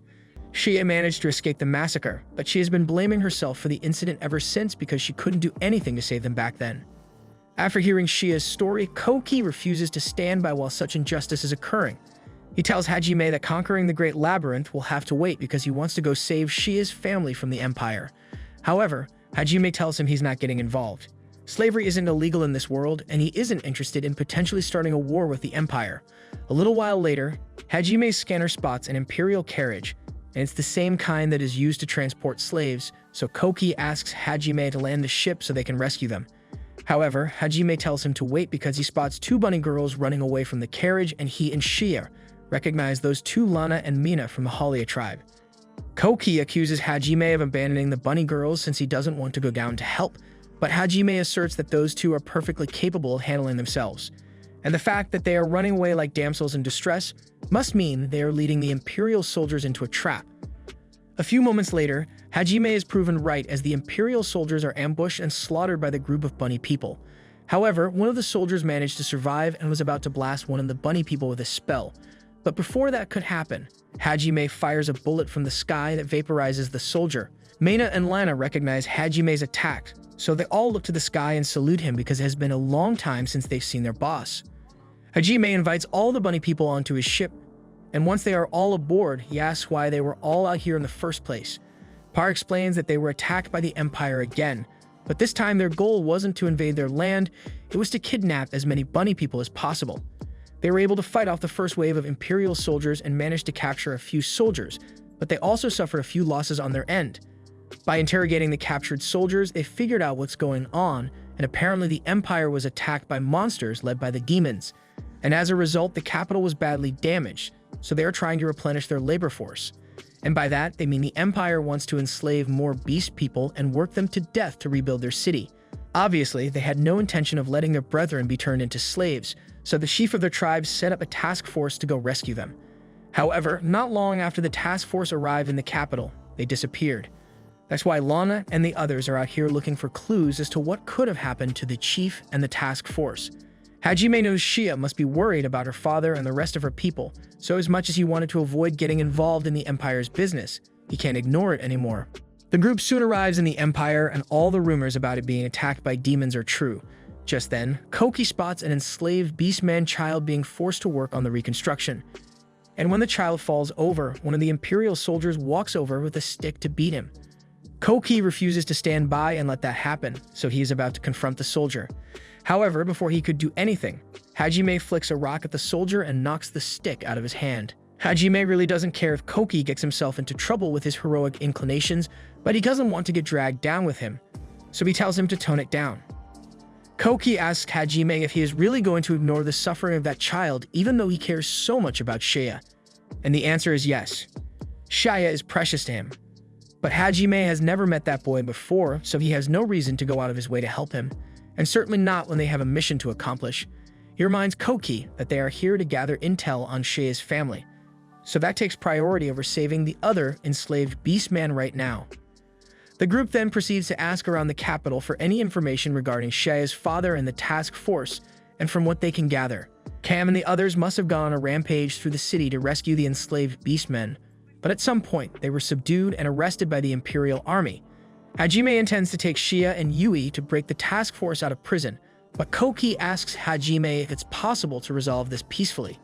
Lily is here meeting with the Emperor, and Koki is known all across the continent as the Summoned Hero, so he's convinced that they can just request that Cam and the task force be released from prison.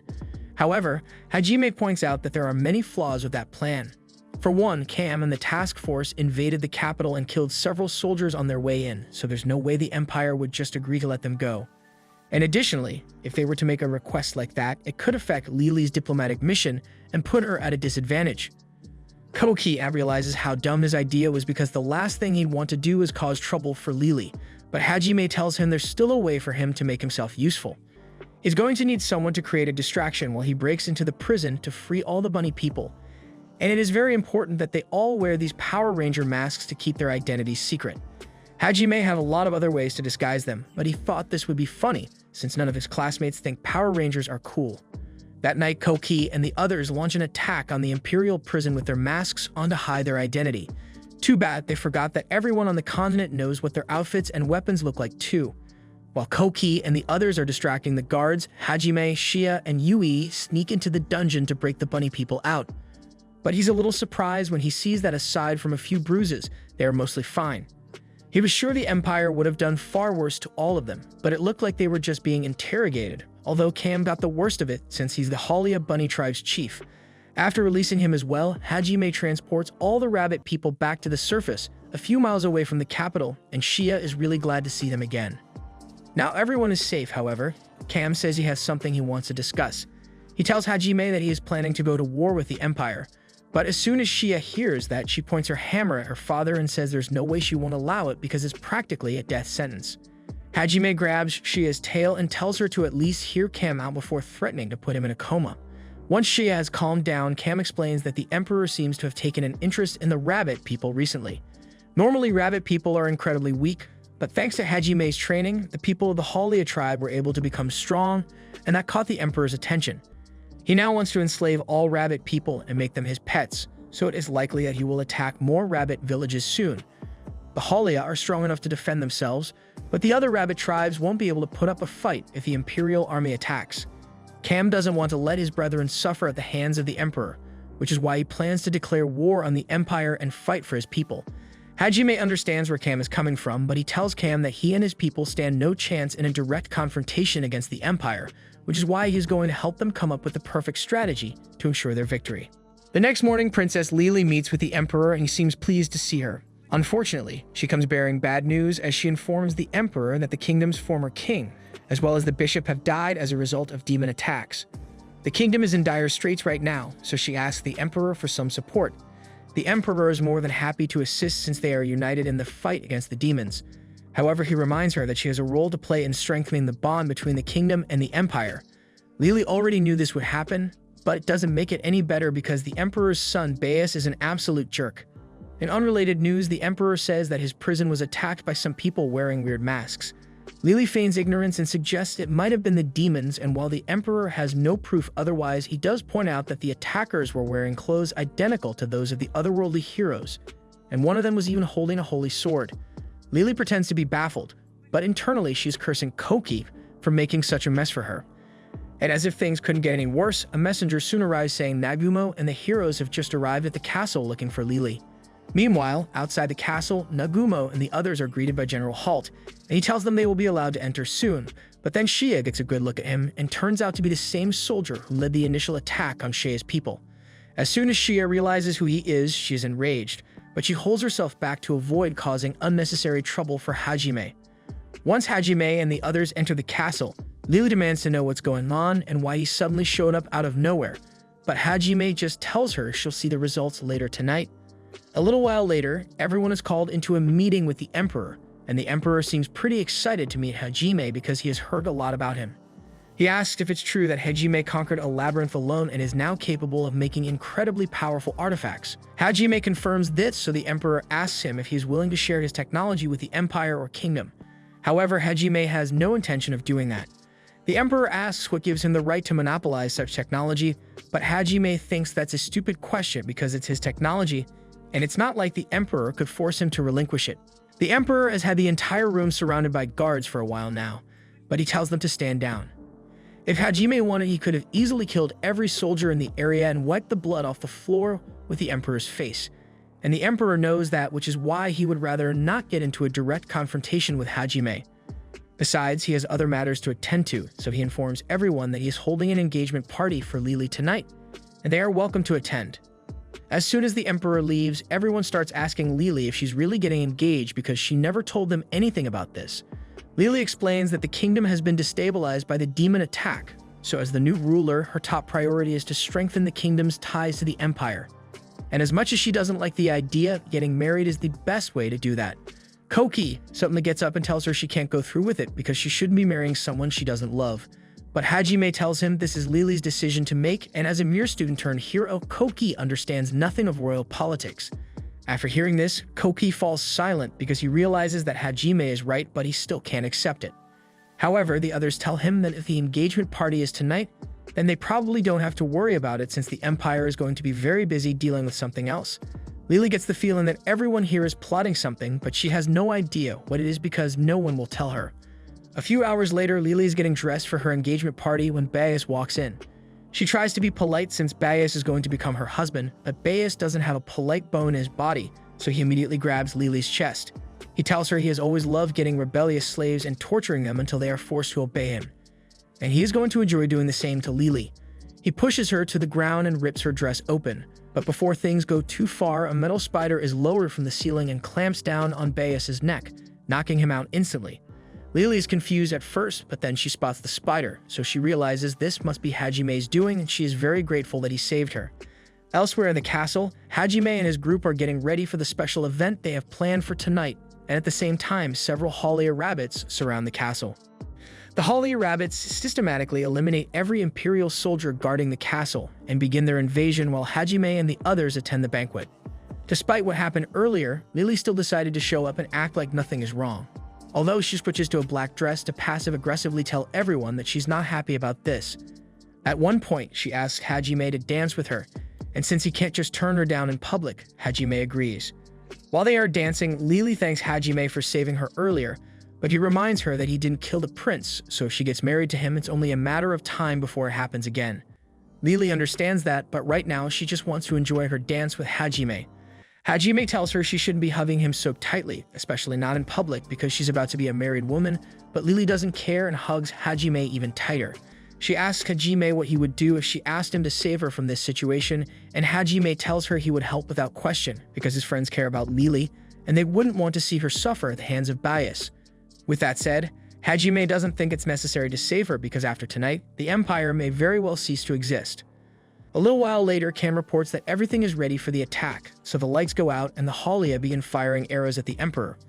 However, the Emperor's skills are no joke, so even in the dark, he is able to deflect the arrows. However, the soldiers around him are nowhere near as capable, so they are instantly wiped out. Meanwhile, Halt is leading a group of soldiers to the banquet hall to assist the king, but they are cut off by Shia. Her job is to stop any reinforcements, and she considers herself very lucky because she finally has a chance to get revenge for what he did to her people. Halt doesn't think there's any way a lowly beastman like Shia could possibly defeat them, so he tells his men to just ignore her for now since their priority is to assist the Emperor. But as soon as one of them tries walking past Shia, she punches him into a wall and makes it clear that no one is making it past her alive. The Emperor would normally be able to defeat Cam, but during their clash, Cam was able to poison the Emperor with a paralytic drug, so the fight is pretty much over. The Emperor can no longer move effectively, so he gets shot by several arrows, but Cam has no intention of finishing him off. At least not yet. He even gives the Emperor an antidote to make sure he survives and offers to spare him if he agrees to Cam's demands. First, he wants the Emperor to release all the Beastmen slaves he has captured, and then he wants the Emperor to abolish all slavery within the Empire. He then places a vow necklace on the Emperor, and if the Emperor agrees to Cam's terms while wearing it, he will be forced to honor his word. The Emperor initially refuses and says he'd rather die than compromise on his beliefs, so Cam is forced to do a little persuading. He orders his men to bring Bias out and he is executed right in front of the Emperor. However, the Emperor never really liked Bias in the first place, so he remains unfazed. And seeing this, Cam decides to switch to more drastic measures and instruct one of his men to set off the bomb. A loud boo is heard and the Emperor is visibly shaken, so he demands to know what just happened. Cam explains that a barrack was blown up, so around 300 just died. And just to make sure the message is clear, Cam orders another bombing, so another few hundred Imperial soldiers have just died. Cam tells the Emperor that so far only soldiers have been killed, but if he continues being stubborn, then the children's hospital is next. The Emperor values the lives of his people much more than any prejudicial values he may hold, so he begs Cam to stop and agrees to his demands. The Emperor is a man who has always believed that only the strong deserve respect, and today the Halia have proved their strength and the consequences of attacking them, so they won't have to worry about being targeted again. By the next morning, all the slaves of the Empire have been released and are loaded on Hajime's ship so he can take them back to Beastman tribe. And he's bringing the Emperor as well for peace negotiation reasons. And now that the Rabbit Beastmen's issue has been resolved, it's time for them to tackle the Great Labyrinth. However, Hajime can't have Lily tag along for this, so he chucks her through a portal and sends her back to the kingdom. Upon arriving at the Great Labyrinth, they walk through the entrance and use all the proofs they gathered so far to activate it. They are then teleported into a forest area, and Koki offers to lead the way for the group, but Hajime senses that something is off, so without warning, he uses one of his artifacts to restrain Yui, Tio, and Ryutaro. Everyone else asks him what he thinks he is doing, but Hajime tells them that these three are imposters. He then points a gun at Yui and blows her head off, revealing that it really was a mimic, and the same goes for the other two as well. The others are shocked, but they ask him how he knew about the mimics, since they seem pretty convincing. Hajime doesn't really know how to explain it, but Yui is the most important person to him in the world, and when they entered the forest, he could immediately tell that the person next to him was not Yui. And the Teo and Ryutaro clones gave off the same vibe, so he acted on his hunch and he was right. However, he has no idea what happened to the real ones. The group continues through the forest until a random goblin pops out of the bushes. Naturally, Kokai rushes ahead to slay it, but before he could, Hajime kicks him away. He then walks up to the goblin and tells everyone that this is Yui. He has no idea how this happened to her, but it looks like she was transformed as soon as she was teleported into this place and she can't use magic anymore. Hajime hands her a communicator so she can talk to everyone, and as soon as they hear Yui's voice, they realize Hajime was right. With that aside, they ask him how he could possibly have known that this is Yui since she looks and sounds exactly like a goblin. But Hajime says he would recognize Yui's lovely eyes anywhere, no matter what form she may take.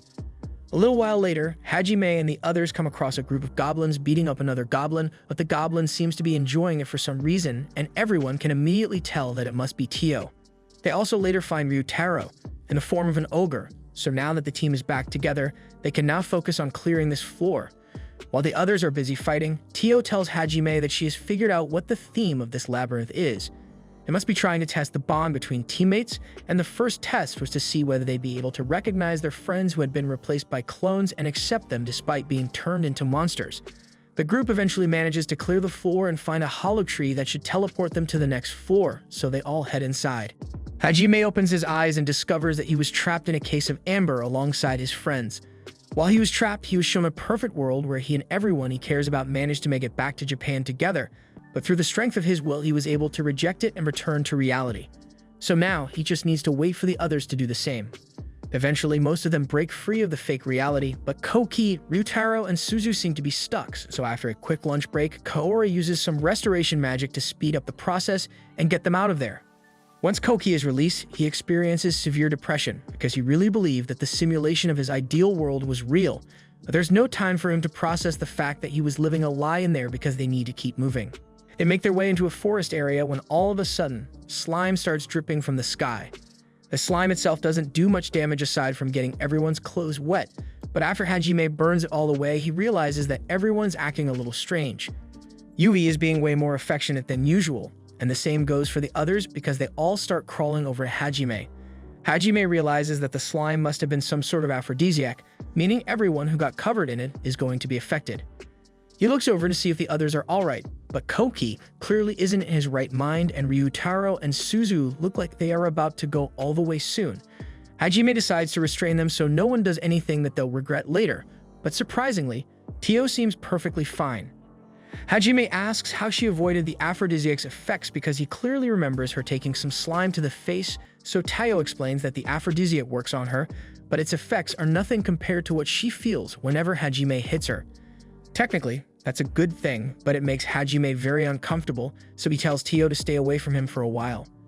Once everyone has calmed down and dealt with the embarrassment of the situation, they continue moving, but Shia hears a strange sound coming from below. She looks over the edge of one of the branches to see what it is, and she is horrified by what she witnesses. Hajime notices her reaction, so he goes over to check it out for himself, and even he starts to panic because of it. The others ask him what it is since they know there aren't many things that can spook Hajime, so he pulls up a screen and displays the millions of roaches crawling beneath them as they speak. Everyone starts freaking out, and to make matters worse, the roaches start flying at them in a huge swarm.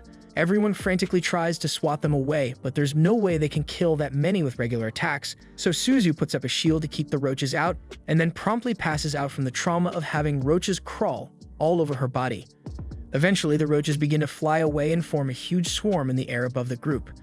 The roaches then create a magic circle that summons 3 giant roaches, but it also generates a blinding flash of light aimed at Hajime and the others. Hajime has no idea what that light was supposed to do, so he turns to Yui to ask what she thinks about it, but as soon as he looks at her, he says he hates Yui with every fiber of her being, and Yui says the same to him. They both threaten to kill each other, and Shia threatens to kill everyone here for being annoying, which is strange since they all clearly remember being friends a minute ago.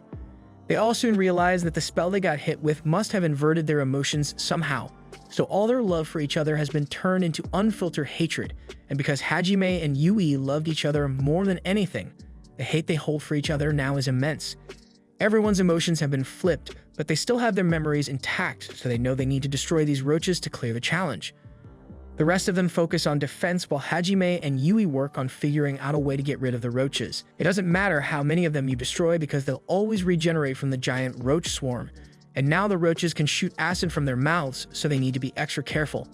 Yui says she has a spell in mind that can take out all the roaches, but it's going to take some time for her to get it ready, so she's going to need Hajime to protect her until she's ready. Hajime does his best to keep the roaches at bay so they don't interrupt Yui's spell, and as time goes on, the emotion reversal spell begins wearing off, so they no longer hate each other, but that doesn't solve their roach problem. They need to destroy the magic core somehow to stop all the roaches, but Hajime has no way of finding it in that swarm, so he is just going to have to put up a shield and rely on Yui's spell. Once the spell is finally ready, Yui unleashes a wave of magic that engulfs everything in the area, but thanks to the nature of Yui's spell, she is able to limit it so it only harms targets of her choosing.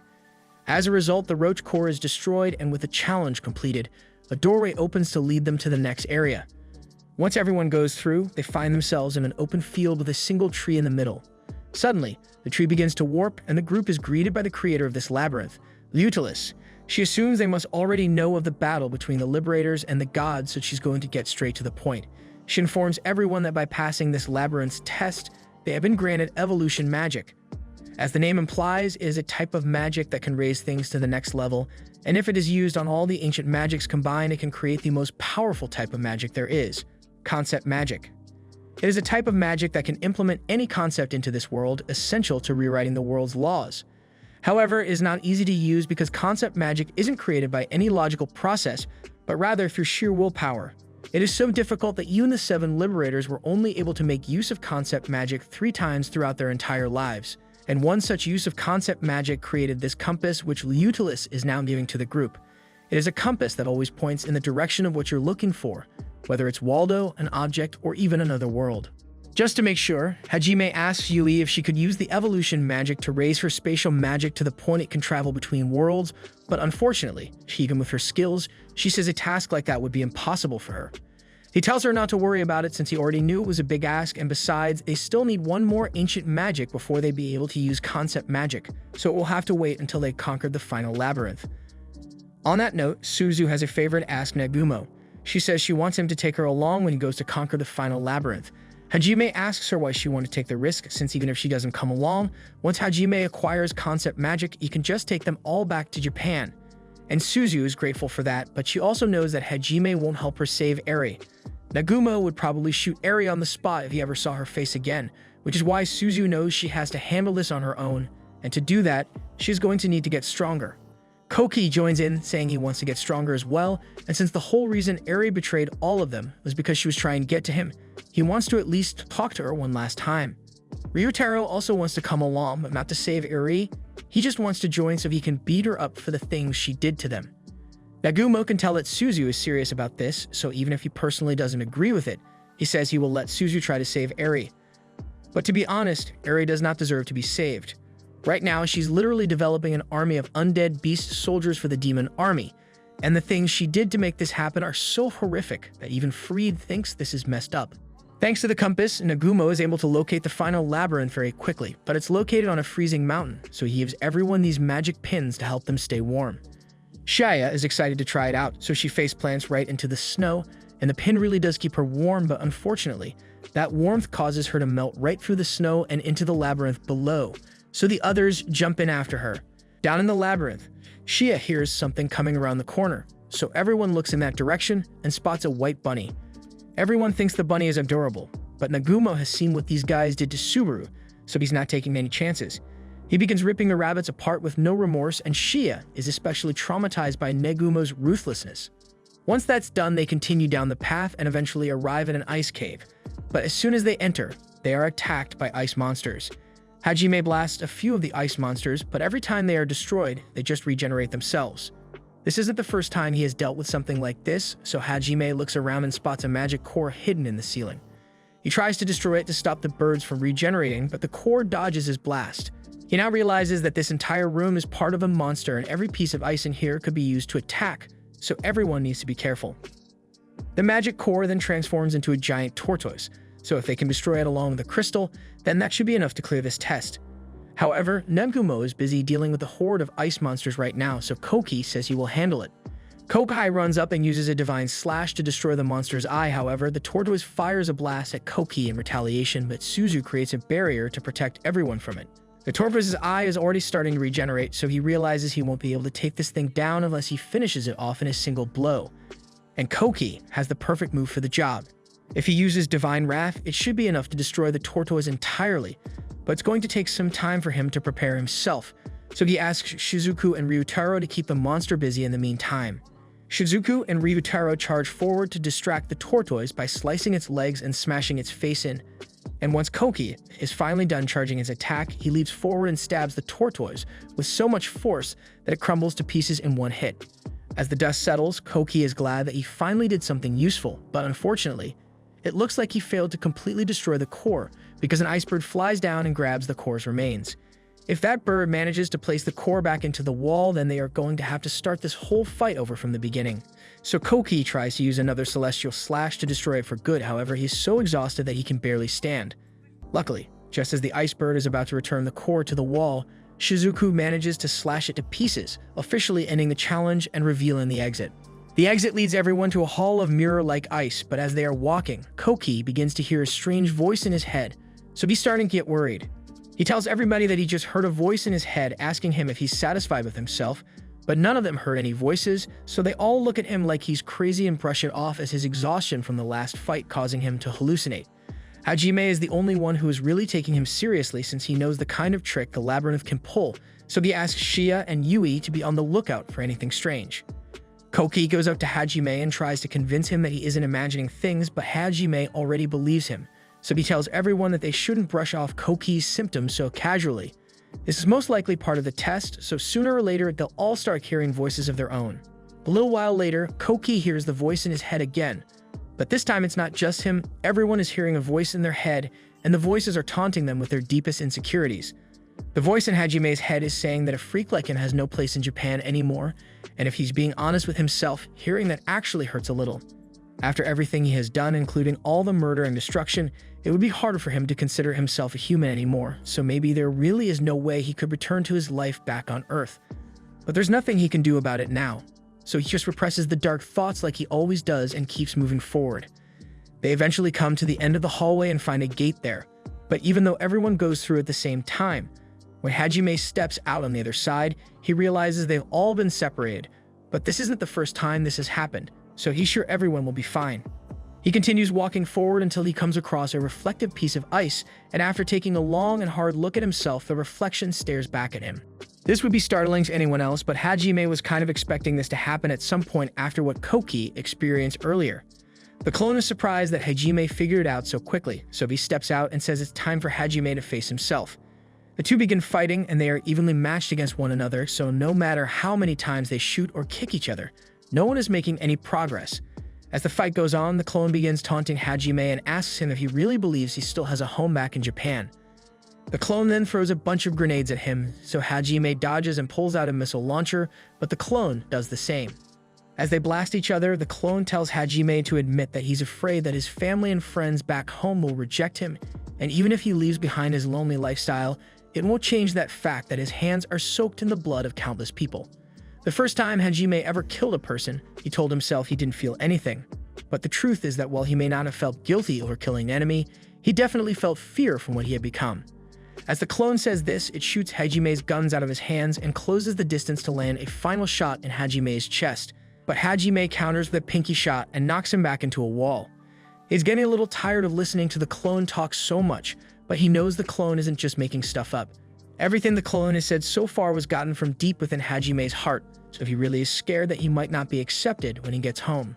But regardless of what people think of him, he is going to continue pushing forward. The copy doesn't understand how Hajime could be overpowering it because it knows for a fact that Hajime hasn't overcome any of his dark emotions. The nature of this test is to make the challenger face their dark thoughts and emotions. If you overcome those dark emotions, then the copy will grow weaker and you will be able to win. But Hajime basically just shoved it to the back of his mind and said he'd deal with it in future. As a result, the clone should have strength equal to Hajime's since he is an exact copy, but Hajime clarifies that the clone is an exact copy of him from before he started fighting. This entire fight has given Hajime a chance to go up against his own combat techniques, and after facing himself for a while, he was able to optimize his attacks. So while the clone may have been a perfect copy at the start of the fight, Hajime simply got stronger, so the clone stands no chance. The clone thinks this is unfair because the whole point of this test is to make you confront your dark thoughts, learn about yourself, and grow as a person. But Hajime hasn't learned a single thing, he's just brute forcing his way through and ignoring his problems. But Hajime sees nothing wrong with dealing with his insecurities later, and there's no rule against passing the test like this, so he finishes the clone, and once the exit appears, he leaves.